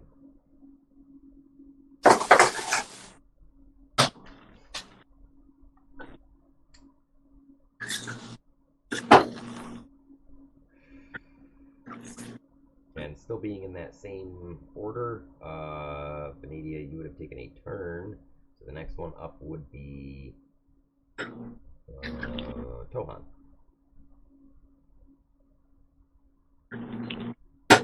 Alright. How far away am I from the closest thing I can hit? You're maybe 25 feet away or so. I have a good grid. Oh yeah, I'm gonna run up and do what I do best. Excellent. Okay, great weapon master, and that's another natural 20. Yo, nat 20 party. I'm man. glad there's like What's game going log on? here so people can see it. I know it's the one time that I didn't add it into like the recording too. Like usually I try to like add the little game log into one corner of OBS and keep it open, but I have a bunch of like PDFs open for these creatures. So I was like, I'll just not have that tonight. And of course, it's definitely a nat 20 party. Where's all my nat 20s? 47 damage on the first hit, 28 to hit on the second, which I'm guessing does. Yep. And that's another 34 damage. Total of 81 damage. This thing is not quite bloodied yet.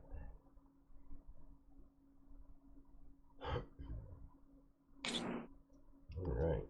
Ariance.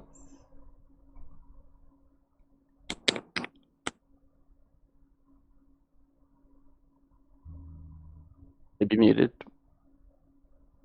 It doesn't show her being muted.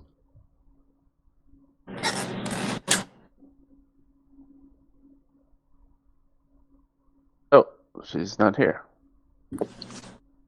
Oh, weird. Oh, maybe she just switched over or something. Mhm. Because I just had it up and she was just there. That's weird. Well, we'll skip Arianthe for a moment. She'll just say she's holding her action until she decides that it's appropriate to act. Let's see, so that would be Maggie after. Oh, there she is. Can you hear me now? Yep. Yep. Okay, for some reason my mic wasn't working before. Sorry about that. All good. Cool. So it would be your turn. You guys are now up above ground or out of the temple. How far away am I from Umbra and the other dude? They are like a couple 100 feet up in the air. They're like fighting like up here by the top of the temple, like bamfing around and beating the shit out of each other. Gotcha. Let's see then. Sorry, bear with me. I have to get back into D&D Beyond. All right, I still have the my sunbeam spell active. So, how far away are the closest two to me? There's one kind of hanging out back here around the corner. I just can't get as many to go up that far. That you can sort of see, and then there's one over here. Are they within 60 feet of each other? Yeah, absolutely. All right, so I'm gonna angle myself in a way so that I can shoot a beam, a 5-foot wide, 60-foot beam at both of those two. Okay. So yeah, you can fly over, clear 25 feet probably of movement, and blast through these guys here. What is it? A DC 17 saving throw on that one? For them? Constitution, yes. Constitution. Step block. After that, remember what they had for Constitution. They're rolling at +6 on their con save. That is, hey, there's my nat 20. All right. Oh, were you kidding? First one made it. Second one got a 2, so that's not going to do them much good. That's an 8 total. So first one's a 28. So half damage for the closer of the two, and full damage for the farther away one. All right, so damage is a total of 30 for the one that failed, and 15 for the one that passed, and the one that failed is blinded until my next turn.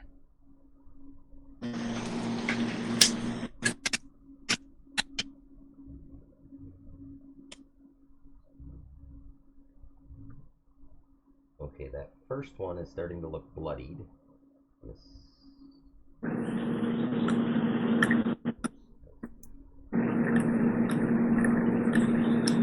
Now my long math is getting bad. Almost bloodied, they'll say. The second one. Alright. This is going to be Maggie.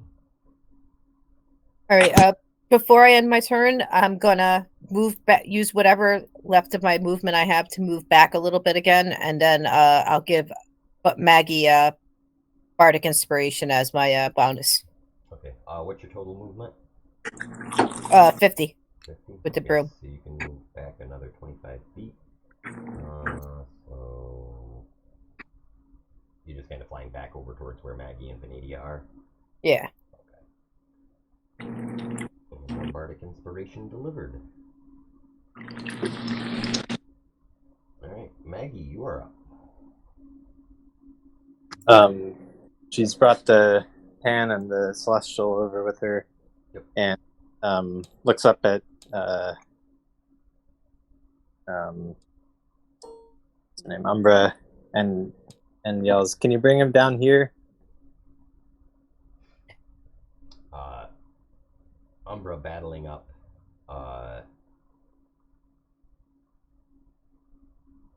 I'm going to assume that you probably use some sort of like thaumaturgy or something.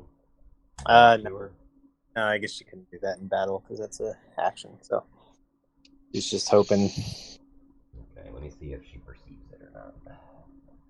She is a pretty perceptive individual. Aranith is also frustrated because she wanted to kick Jarlaxle's ass wholeheartedly. So she rolled a 16, so I'll say she's probably got a bonus on that. Yes, she looks down when you yell up to her and sort of smiles, and she puts a portal underneath herself and falls down and re-enters above Jarlaxle, kicking him in the head, and fires him down through another portal right underneath him that bamps him down to the ground, slamming him off the ground as though he just got kicked into the ground. He lets up a giant cloud of dust. And he lands. Well, let's see. Do I have a driver?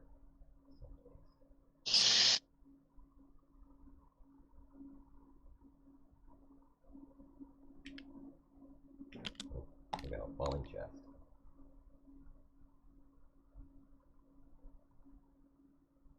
Just a second.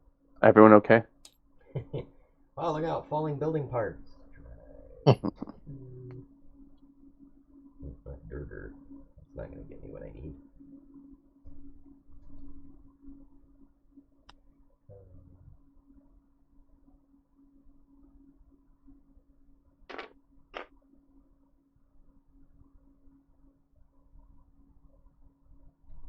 A little bit. He's not that big. he lands. He lands actually pretty much next to you guys.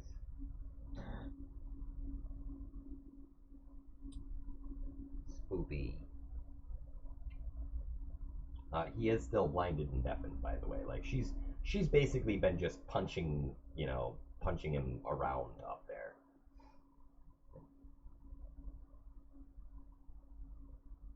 So he lands. He is now very bloody, by the way, too. So he's definitely vulnerable. So Nice. that would be your free action, yelling up to her. Okay. She's gonna the hand thing. Is the hand thing closer to the building, or is Jarlaxle closer to the building? Jarlaxle is. Okay, so I guess both will target him then. Oh, jeez. All right, spiritual weapon's gonna miss. And Maggie will cast a guiding bolt to help out the celestial.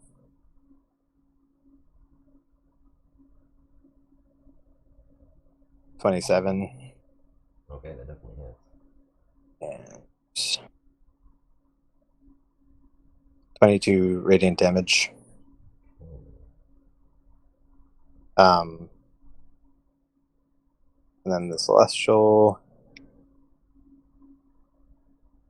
flies over. Let's see.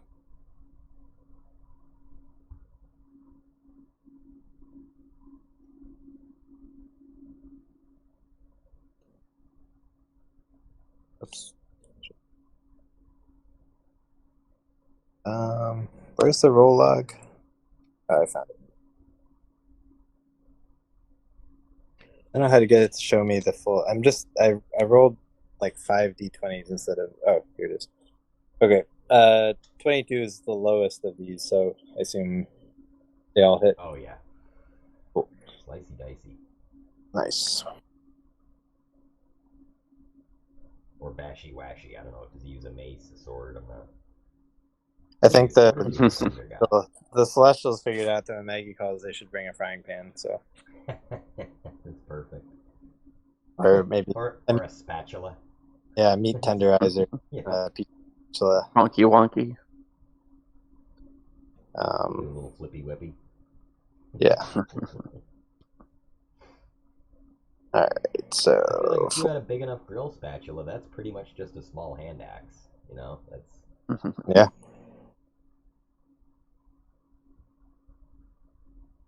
All right, so this is 12 plus 32 plus 25. So is more than 50.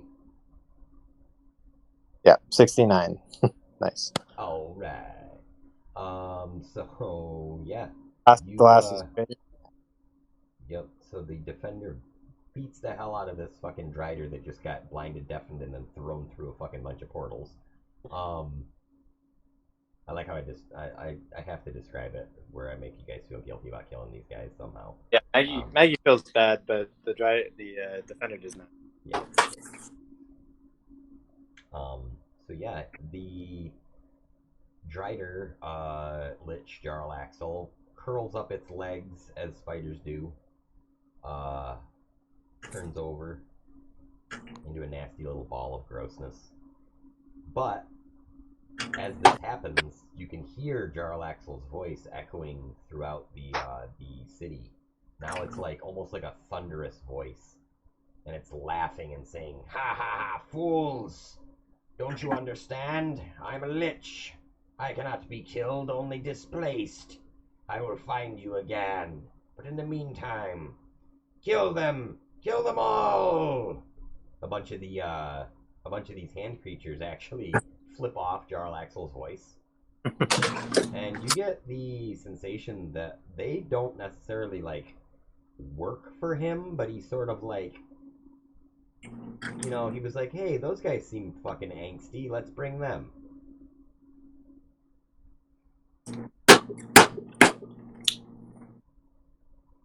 Yeah. So Jarlaxle's physical avatar is destroyed. And Umbra sort of bamps back down to her father by Inamingle. She checks on him, make sure he's okay. He's like, yeah, I'm feeling great. I got extra hit points and stuff. Let's see, after Maggie, Ashnak, whom I don't have a move for here.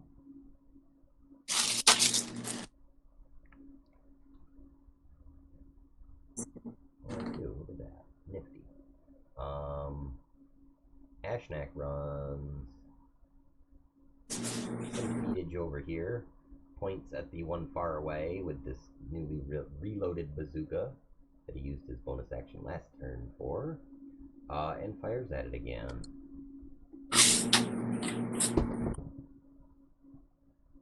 And Ashnak also rolled a nat 20. See, I get to be part of the nat 20 party too, that's fun. Let's see, it was 4d10 plus 6. So d10s are going to be 8, so that's going to be 16. 6, 12, 16, and 12 is 28.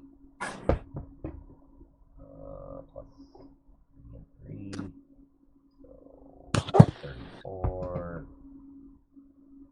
6 plus 6 is 42 points to the critter back here that had previously had 15 done to it.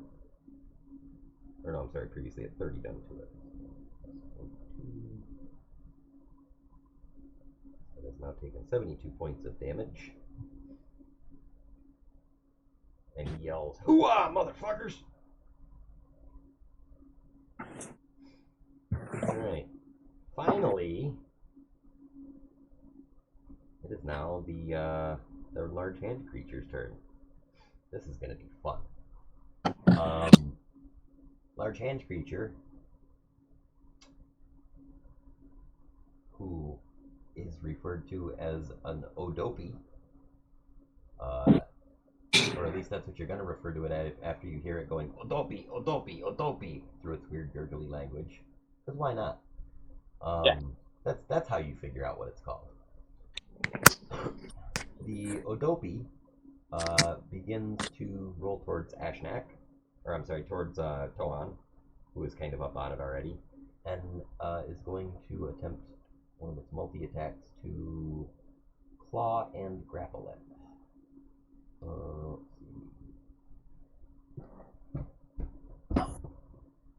It's a 13 plus 12 to hit, so 25 hit you. It's me, yeah. Okay. He is going to do 30 damage, slashing damage, which I believe you have because you are raging still. And you are... What do I got going on here? You are now grappled. You are free to make a escape save at the beginning of your turn, DC 17 strength save. This is the first attack of his multi-attack. He is going to continue his movement onto Ashnak. Same thing. That is a 15 plus 12, which hits Ashnak. He takes 30 damage as well. Break that down. Ashnak minus 30. And Ashnak is also grappled. You guys are now linked to this thing.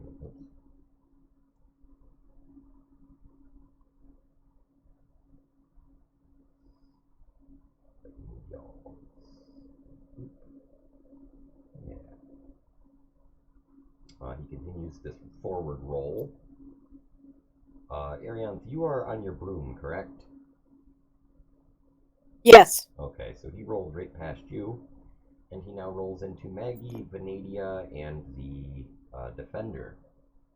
Let's see. However, he can only hit 2 more. So I guess we're going to go after Maggie and Venadia. So Maggie, he rolls 19 plus 12. I'm assuming that hits. Oh, yeah. That is 30 damage, bludgeoning. No, slashing, right? Slashing, sorry, 30 slashing damage. And you are now grappled. And Venadia, Rolled a 17 plus 12, so I'm assuming you are grappled as well. So this big Yep. rolling ball of hands has now just rolled over the top of all four of you, and on its way by just grabbed you and rolled along with you, essentially. And it continues to roll in this direction for the time being, with the exception of Ariant and the Defender. You are all now, the other three of you plus Ashnak are grappled. Zach, are there other arms like that aren't occupied, like that are within my reach? Yeah, absolutely. Okay, on my turn. Yeah, well, never mind. I'll wait till my turn. So the other injured one kind of is rolling towards where it saw that bazooka shot come from. These ones over here are still dealing with whoever is near them and still breaking stuff, so they're just sort of, you can kind of see the craziness of this battle through like this kind of open park area. That is the end of this guy's turn. That's the thing that he does.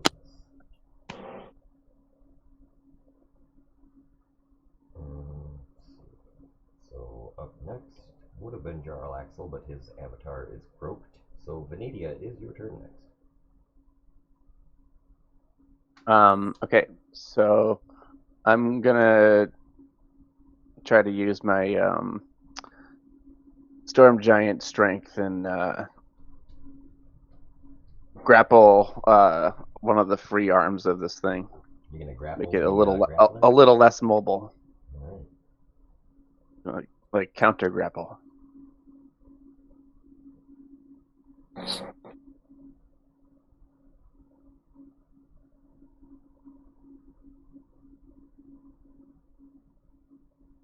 And what do I got to roll for that? So that's, I'll stick with the strength saving throw for this, because I mean, essentially you could try to break free, but you could also try to do maneuver yourself to do what you're doing as well. It's the same idea. Gotcha. Ooh, that went well. 31. Okay. Yeah, you are able to grab two of these arms and sort of do like a double underhook on these two arms and like sort of wrap your legs around them and start wrenching backwards. So this thing now has two out of its maybe 50 arms grappled. I'm just gonna sit there, just squeeze on him. Okay. Well, you are. Here's the thing: you did pass the strength saving throw, so technically you're in control of your situation. It's almost like you're using those arms to like pull yourself free of their grasp. It's like, yeah, who's holding who, huh? Yeah, sweet. So at any point, you can disengage from the creature or whatever, or get down. Interesting. But you're holding on to it, not the other way around now.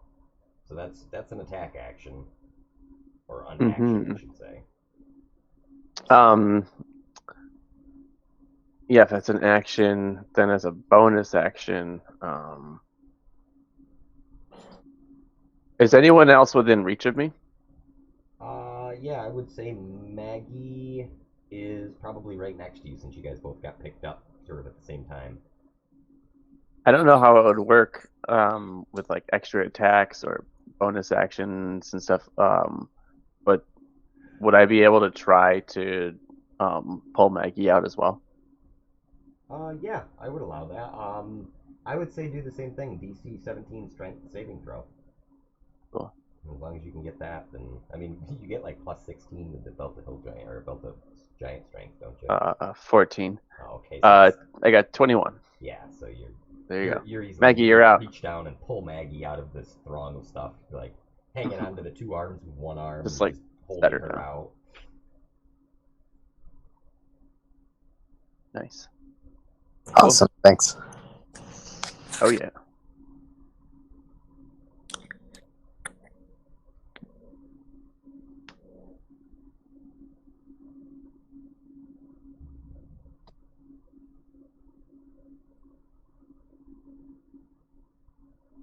Oh no, my link tool has betrayed me.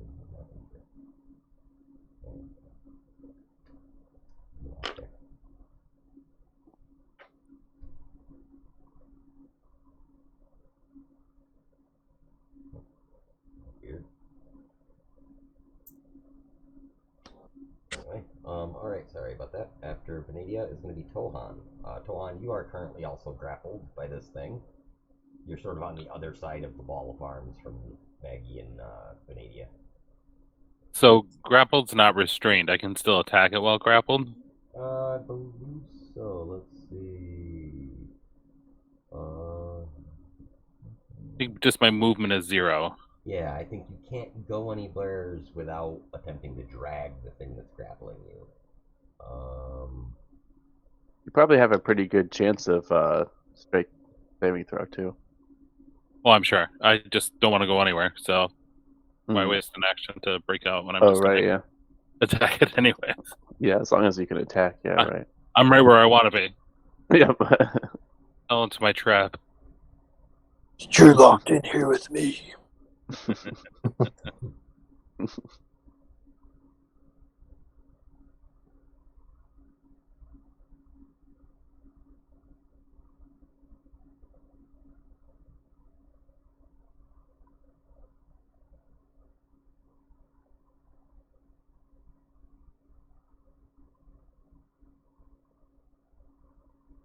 I definitely hit it both times, and I do 67 damage total.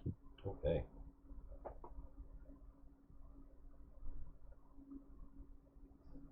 This thing is definitely now bloodied.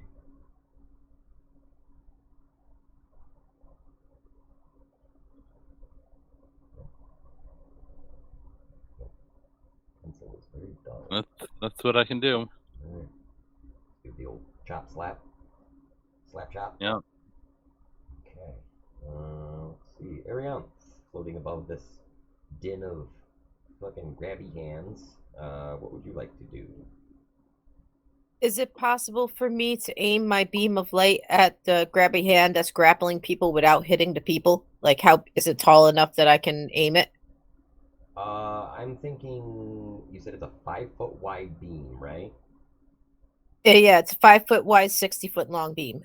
Okay, so you would probably be able to hit the core of this thing without hitting the people that are held on the outside. Like Venadia and Maggie, I would not count as grappled anymore because they both kind of were free or pulled free.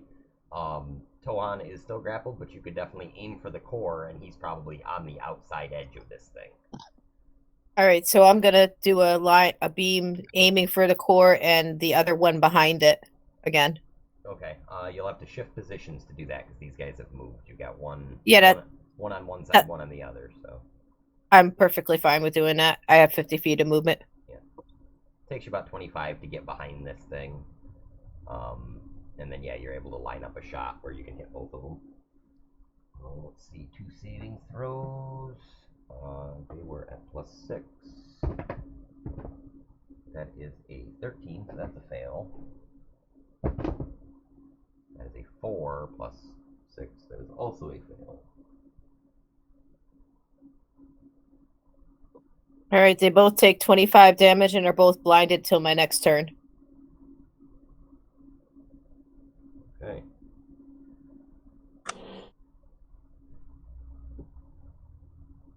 Let's see. 1 second. Double check something about this.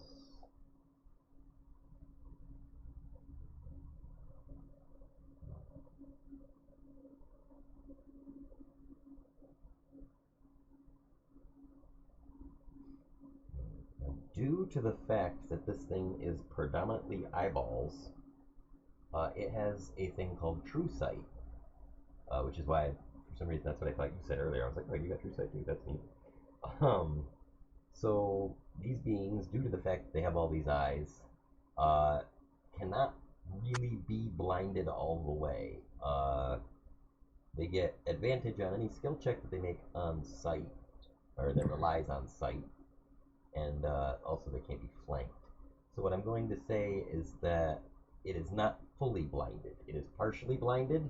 It will have disadvantage on attack rolls, but still be able to sort of discern where things are in general. Fair enough. You gotta figure out at least all the eyeballs that were on the bottom of the thing when you blasted it were not necessarily there.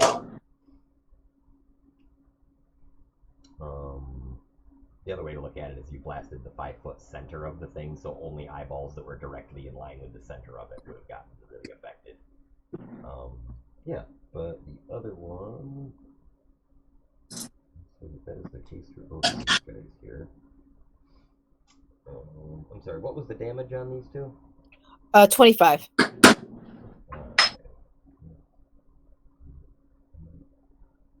The one closest to you is now very bloodied, and the farther away one is still not quite bloodied.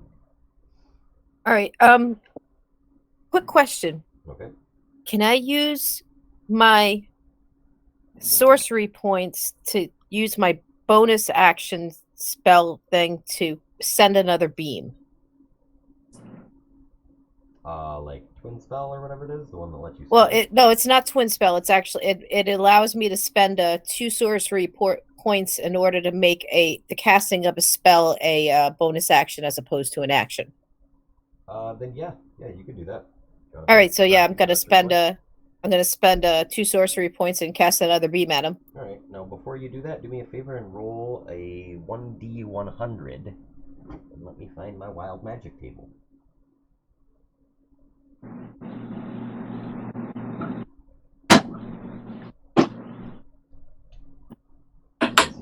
As your innate sorcery wells up from within you, and being in the presence of all this strong magic. Dun, dun, dun. Let's try this one. I rolled a 12 on the D100.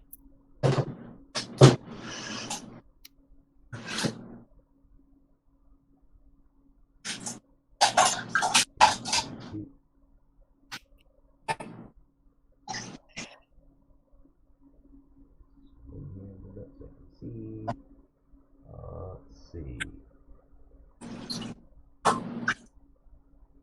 Okay. Cool. You feel a warm glow within you, like a heat, almost like you ate like hot chili peppers or something. But it just sort of begins kind of pulsing and increasing. And I will let you know if it has an effect if certain circumstances are met. That's funny. I'll tell you at the end of the session either way, but I don't want to spoil the surprise if it works out. All right. Aranith looks a little concerned but interested. Yeah, it just kind of feels like bad heartburn. All right. So does it affect my spell at all? Not that you can tell. So you are definitely able to cast it a second time then. So that's 2 more saves from these guys. Let's see, that's a 2. That's a big fail. And that's a 3. That's a big fail. Where did all my 20s go? Ashnak grabbed them. He did. He took them. He's doing his bazooka. Second, sorry. Okay, let me grab damage for you. All right, that'll be another 34 damage to each of them and more blindness.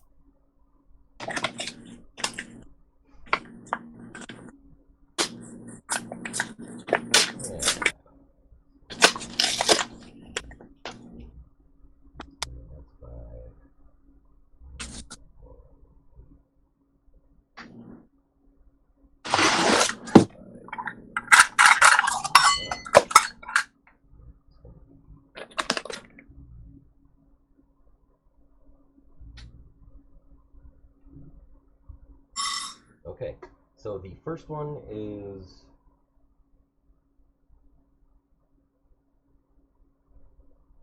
very bloodied. No, math. The other one is now bloodied, so he's over halfway done. All right, I'll use the rest of my movement to move away again, and that'll be my turn. Back up. Go back a little bit. I can't get too much farther than that. Let's see after Maggie, it is your turn. You are freed from this creature's grapple. Nice. Alright, first she's gonna bring up that pan. Or actually, first she'll. So, can you just remind me who is right in front of us right now? Okay, so you are on the very edge of this critter. Ashnak is still grappled. Tohan is still grappled. Your Celestial is off about 5 feet away, maybe 10. Scale's not quite right on this map, so it looks a little weird, but I'm just guesstimating based on the squares. The same creature? Yeah, and Venadia is also right next to the creature. Are there others around us? There's one other one that is off kind of to the left here that's maybe 15 feet away from you guys. Alright, well, anyway, she'll hit with a guiding bolt, 23 hits. And that will do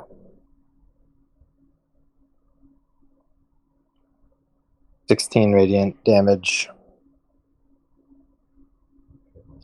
That's to the one that's away from you guys a little bit more? No, the one that's close to us. Closest to you. And how much radiant damage did you say? 18? 16. 16. Yep. Alright.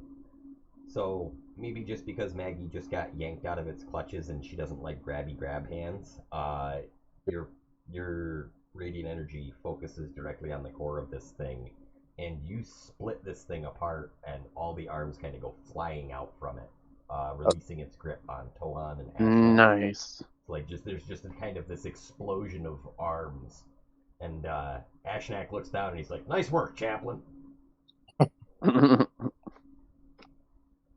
You gotta teach me that trick." She gives an awkward salute and says, "Oh, I'll introduce you to Hestia later." Is the other hand thing 25 feet away, or within 25 feet? Yeah, it's within 25 feet. All right, so she's gonna send this pan spinning that way. Ah, jeez, Pan is not doing well today. Pan's taking the brunt of our misses. Misses with the pan, and then sends the celestial over. Do the old fucking holier than thou to this thing. Absolutely. I picture the frying pan acting a lot like Captain America's shield. Like you're like, but it's like floating the whole time, you know? Yeah. Get him, it just goes whipping off like it's not like it just floats gently over and then clangs somebody. It just fucking whips into him like a frisbee, but it's made out of cast iron. Definitely. That's what I'm picturing. Let's see, 20 misses, right? 20 hits. Okay, so 3 hits. And that is 18 plus 9 plus 32. Or no, sorry. 18 plus 9 plus 24. So 27 and 24. 51. Yep. Alright. It is now almost very bloodied. We'll say very bloodied.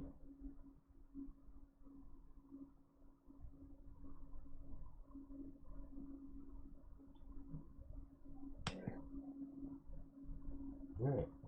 And anything else? Forgot to mention that the celestial would have. Wait, how far away is the celestial? From you? Or sorry, or is the the celestial or the thing that it's hitting? So from you, it's probably about 20 feet. It was probably about 10 feet from the celestial where he was standing. Okay. So he had to move about 10 feet or so. It can give itself temporary hit points, so I'm going to do that. Okay. Maggie's got 8 in the... Cool. Alright. That brings it to Ashnak. Ashnak... He did not have time to reload his bazooka last time. So he can't do that again. So I suppose he pulls his sidearm and begins firing away. He fires 3 shots. That's a hit. That's a miss. That's a miss. So, he simply does 4 damage to this thing. God damn it, I knew I should have brought more firepower.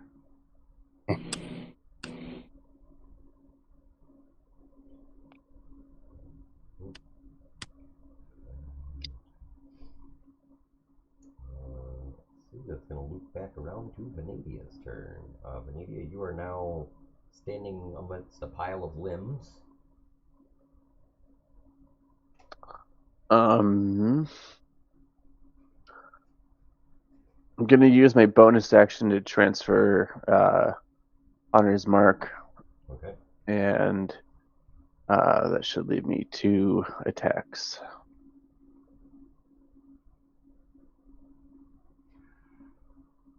So 21 hits. Yep. Right? Yep. Yeah. You can just get there with your movement. Your movement's 30, right? Yes. Okay. So yeah, you're just able to pretty much get there. Oh, yeah? Oh, You have okay. like 5 extra feet, 10 extra feet. Something. I just assumed.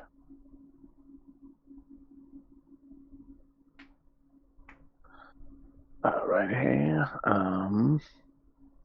Looks like 29 damage.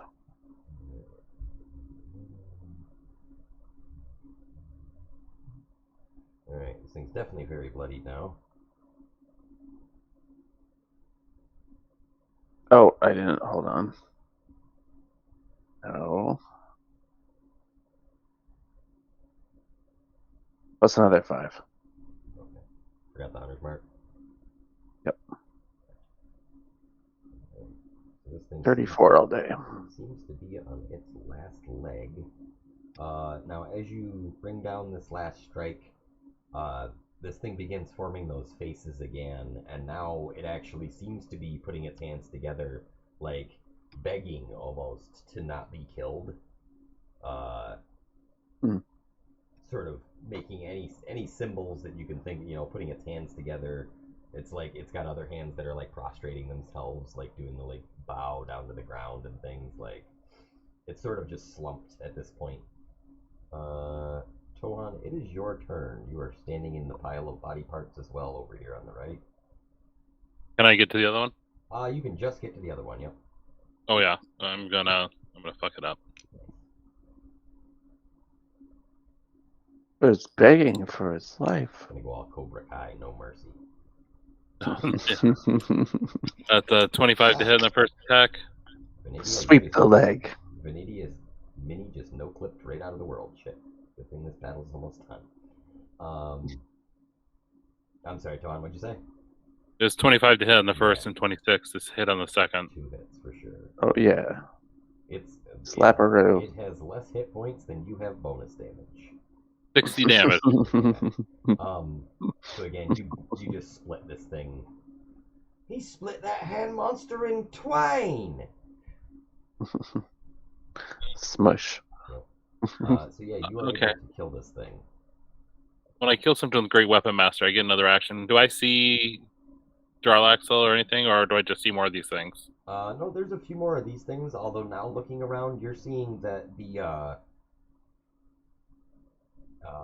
Asfarabians are pretty much cleaning house at this point. Like, they were sort of taken by surprise, because they've never had anything like this happen, but being powerful magical creatures, they are pretty capable of defending themselves. And you're looking around now and seeing piles of dead limbs. Asfarabians are now all wearing these angry masks. They've got these masks on that look very warlike. And like some of them are just physically beating the shit out of these fucking things. Like they're not even. The tide is turning. Yeah. So within a matter of minutes, they've cleaned up these guys in this park here and around the city. And Many Masks makes his way out of the temple to see you. So we can consider ourselves out of initiative. Umbra approaches you as well. And she says, Inamingle has told me that these Odoopis,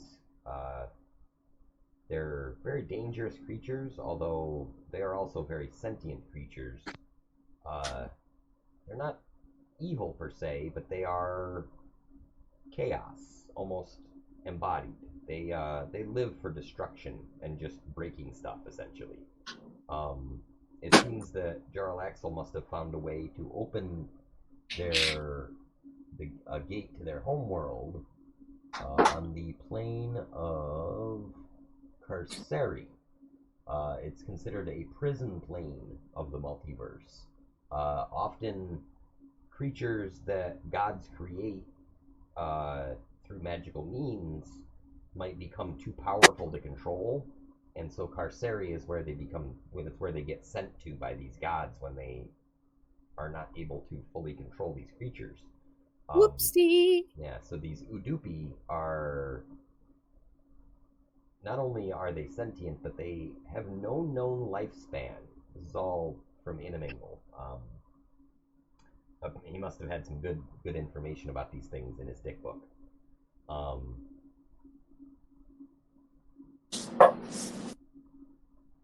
Reggie sends down some contact, and he's just, oh, Miss Arianth, Captain Arianth, is everything okay down there? Are you quite all right? Umbra left, and I couldn't get a hold of you in the last few minutes.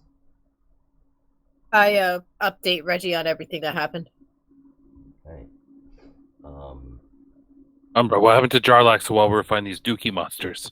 She says, well, he seems to have aligned himself with Orcus, the demon prince of undeath.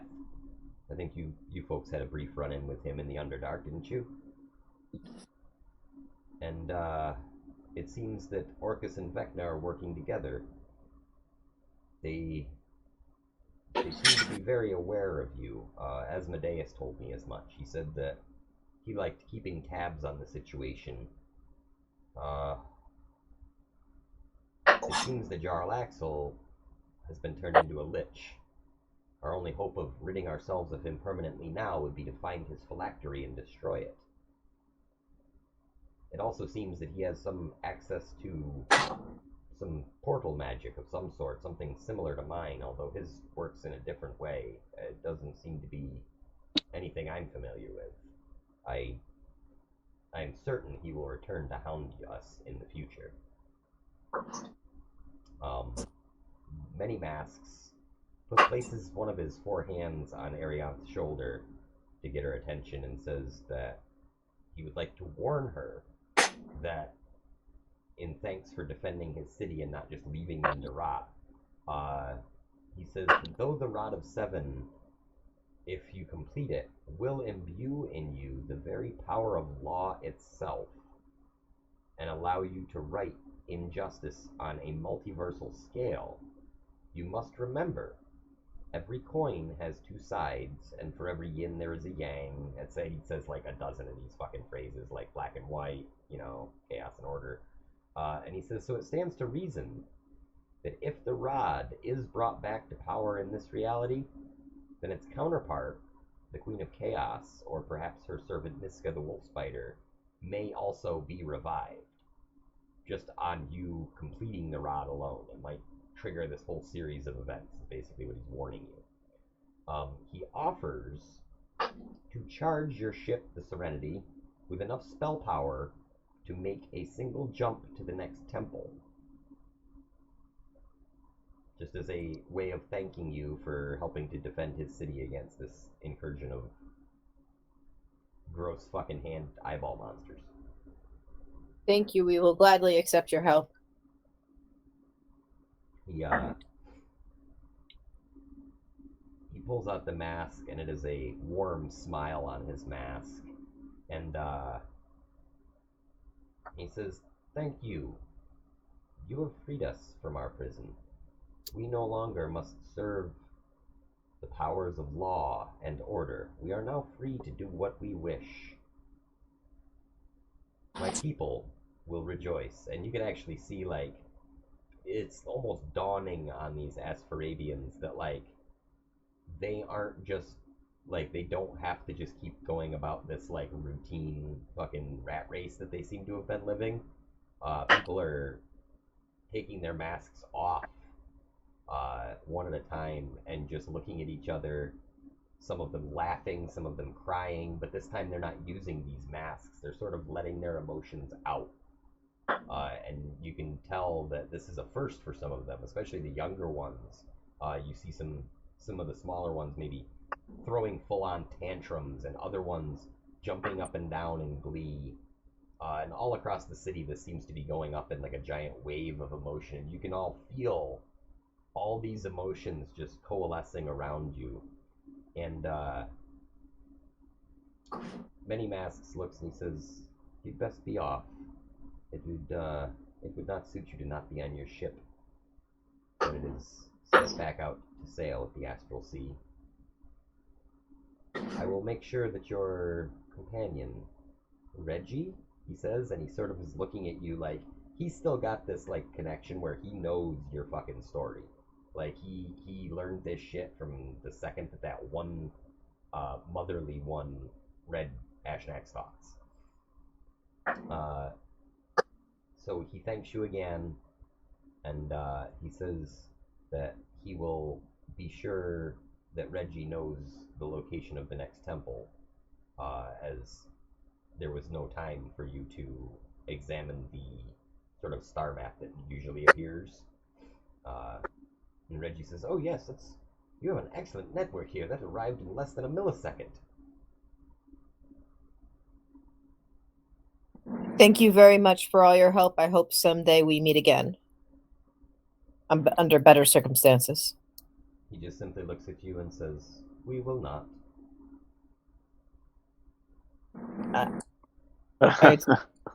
I say fair enough. Good. These guys are creepy. Let's get the fuck out of here. Yeah. Beam us up, Reggie. All right. That's the old Wayne's World. Dun, da, da, da, da, da, da. You guys are back onto the ship, and you're easily able to jump to the next system. And Reggie literally is like just like a finger snap, and you guys are there. However, Reggie seems to have miscalculated just a little bit, and when you jump not necessarily out into open space in the star system, but you jump to an area where you are headed extremely fast towards the surface of a planet. And Reggie says, "Oh, fasten your seatbelts. Everyone, brace for impact." And in just a few brief seconds that you have, you see the ground looming up at you. This is a kind of sort of pine forest looking area, and it is desolate. There does not seem to be any civilization around. There is just wilderness all around where the ship is coming into land. Reggie is able to slow up just a little bit and come to a sliding halt, pitching the Serenity up sideways against the base of this large kind of cavernous mountain. Several like caves poking out of the side of it. And he says, "Oh dear, is everyone all right?" You guys kind of all check your faculties. Nobody was seriously injured. There's a few bumps and bruises amongst the crew. And Reggie says, "Well, I was a little off, I suppose. Very sorry, Captain. What, Nib Nob, give a report, please, engineering." Nib says, "Jesus Christ, Reggie. This thing's fucked. It's gonna be at least 2 days before we can get you up and running again." Do you know where we are, Reggie? He says, "Well, according to those coordinates that many masks gave me, we shouldn't be far from the next temple. Not detecting any major life signs around here, no cities or anything. Just seems this planet was abandoned long ago." But this is the planet we're supposed to be. The temple is on. Yes, fourth temple should be here somewhere. Can I reach out my magic and try to sense where the next temple might be? Yeah, you get a vague indication. Now that you've become familiar, sort of, with this magical pattern that these temples have, you sense it somewhere's off, kind of to like the northwest of where you are. Relative distance, you're not too sure about, but it seems like maybe not too far. Like there's a fairly strong signal there. Do we have any like shuttles upon our ship? You do not, that I know of. You have like a couple of like spell jamming lifeboats, maybe. Droids, start building a shuttle bay and shuttles. Yeah, that's definitely a ship upgrade you guys could build for sure. You do have the drill dozer. It's not very fast. What? The giant drill like bulldozer thing that you have for mining Ah. resources. That's not really going to be helpful. Yeah, it's not going to be super fast. It would probably be real effective at driving over all this forest real hard, though.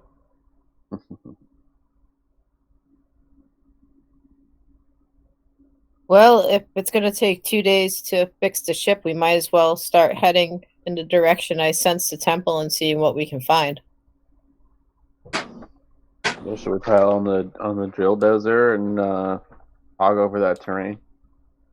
Well, how fast is the drill dozer? Is it faster than us moving naturally? I mean, I would Well, say it's probably faster than cutting your way through underbrush and stuff. Yeah, like instead of having to like go through this thick ass forest, you Plus, we don't wear ourselves out. yeah. There's Fair definitely enough. That too. Any vehicle is better than no vehicle generally. Well, let's head out on the drill dozer then. So yeah, you guys travel northwest towards just kind of following Ariant's general sense of things. Did you want anybody else to come with you again this time? You got any specific crew you want with you? Do we have any trackers amongst our crew? Good question. One of I mean, the drow... what kind of tracking? I mean, you sort of have me. Yeah. That's ranger skills. Yeah, one of the drow also speaks up and says, like, I can kind of help find a path, see the best way to get this machine through all these woods. He's a no-name crew member. He's literally a red shirt guy. Well, if it'll give us some Come along. help. Yeah, come on. All right, I've always wanted to go on an excursion outside the ship. Work with me. What's your name? Let's find out. This is where those handy-dandy name generators come in real super handy. Oh, and we'll say that since more than an hour has passed, by the time that this happens, I can tell you what would have happened, Arian. Had you been killed or died for any reason, you would have exploded in a puff of cinder and then immediately been reincarnated in the style of a phoenix. That was your wild magic thing. I would have reincarnated as a phoenix. That's Like, actually yeah, kind of cool. Well, not as a phoenix, Holy but like you literally would have just come out of the ashes as like a burning area and then just been like, yeah, I'm good. Like, That's badass. yeah. Pretty intense, though. Yeah. I'm glad I didn't have to test it, but that's still pretty badass. I'm not gonna lie. Yeah. I was really trying to figure out a way to kill you as soon as I saw that. I'm like, how do I kill her? Shit, I'm almost out of creatures. This isn't gonna work.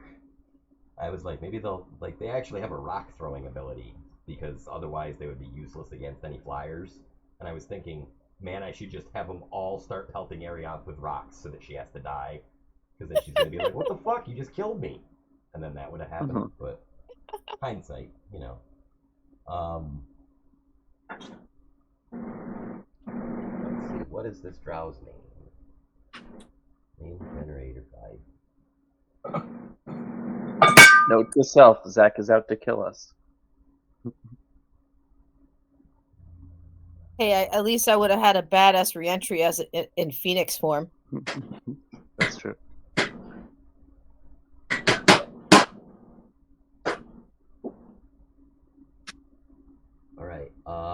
He says his name is Amequinal Moonlight.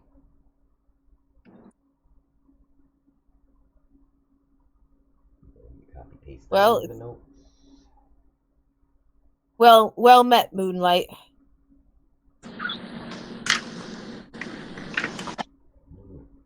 And yeah, after a few hours of probably like 5-6 hours of travel on the drill dozer and some tracking between Omequinal and Canadia's skills, you do in fact arrive at a location. It does not outwardly appear to be any sort of a large like stone temple or anything like that. What you see instead looks like a large tent with alternating kind of red and yellow stripes all over it, kind of blinking flashy lights, and it is done up. When you get there, you walk around it and you realize there doesn't seem to be an entrance to this thing, no obvious entrance. But as you circle it a second time, this time there seems to be a small flap open. And at this moment, you get a message from Reggie, and he sounds rather panicked. And he says, "Miss Ariant, I'm very sorry. I just figured out where we are. We've warped into clown space." Bum bum bum. No, what? No. Oh clown boy, space? Gohan. What is clown This space? This is canonically a location in Spelljammer. Clown space. No. And I Are think you that's about to send in the clowns? That is, yeah. Like if I could afford the rights to the music, you guys would just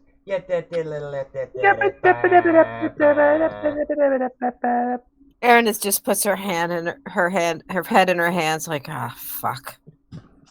Are we calling it here, or yeah. Is there a carpet I'm not gonna bombing get a- feature of this ship that we have, I or was gonna say, can we just like napalm this it's about entire Gohan's pulling planet out and his move horn on? of Valhalla and just blowing it over and over Yeah. again.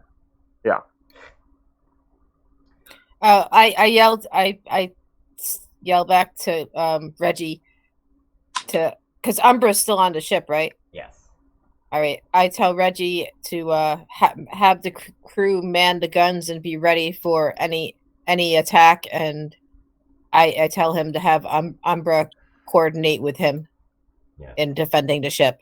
Tales of the vile deeds of clowns are something that even as far away as Tyrell you guys have heard of. The clowns are not frequently smiled upon in any neck of the multiverse. They are known to be pretty fucked up.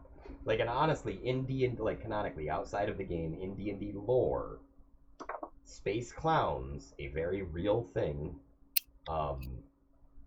are essentially supposed to be like the Reavers from Firefly. I was just thinking about That is- Reavers that is before you said literally that. how they are made out to act. Like, they are known to be cannibalistic. They hunt down crews of Spelljammers just pretty much to eat the crew and take all their stuff. Yeah, they're like, and I'll leave the rest of it, like, you know, maybe not widespread knowledge in the D&D universe. I'll leave the rest of it for next session. You guys might have to fight some clowns. I don't know yet. We'll see. Well, they can fucking bring it, buddy. Yep, send in the motherfucking clowns. Send in the clowns. As my friend Nick Biddle used To to their say, death. you're just gonna have to look at him and be like, "You're fucking clown shoes, bud." The one insult. I haven't seen him in a long time. Has been a while. All right, guys. Well, yeah. Thanks for playing along here and entertaining my Odoopi battle. Indeed, it was fun. Good session. Doopy. Yeah, I gotta come up with a good title for this. I was thinking either like Oopsie Odoopi, or I did a new doopy. I did an Odoopi. Yeah. A doopsie. I did it again. Haha, there we go. That's perfect. The internet is welcome for the insult. insight into our fucked up minds. All right, everybody. I will see you hopefully next weekend. Same bat time, same bat channel, and yeah, prepare for the clowns. Perfect. Nice. Maybe All right. Good night, guys. Have a good night, everybody. Good night.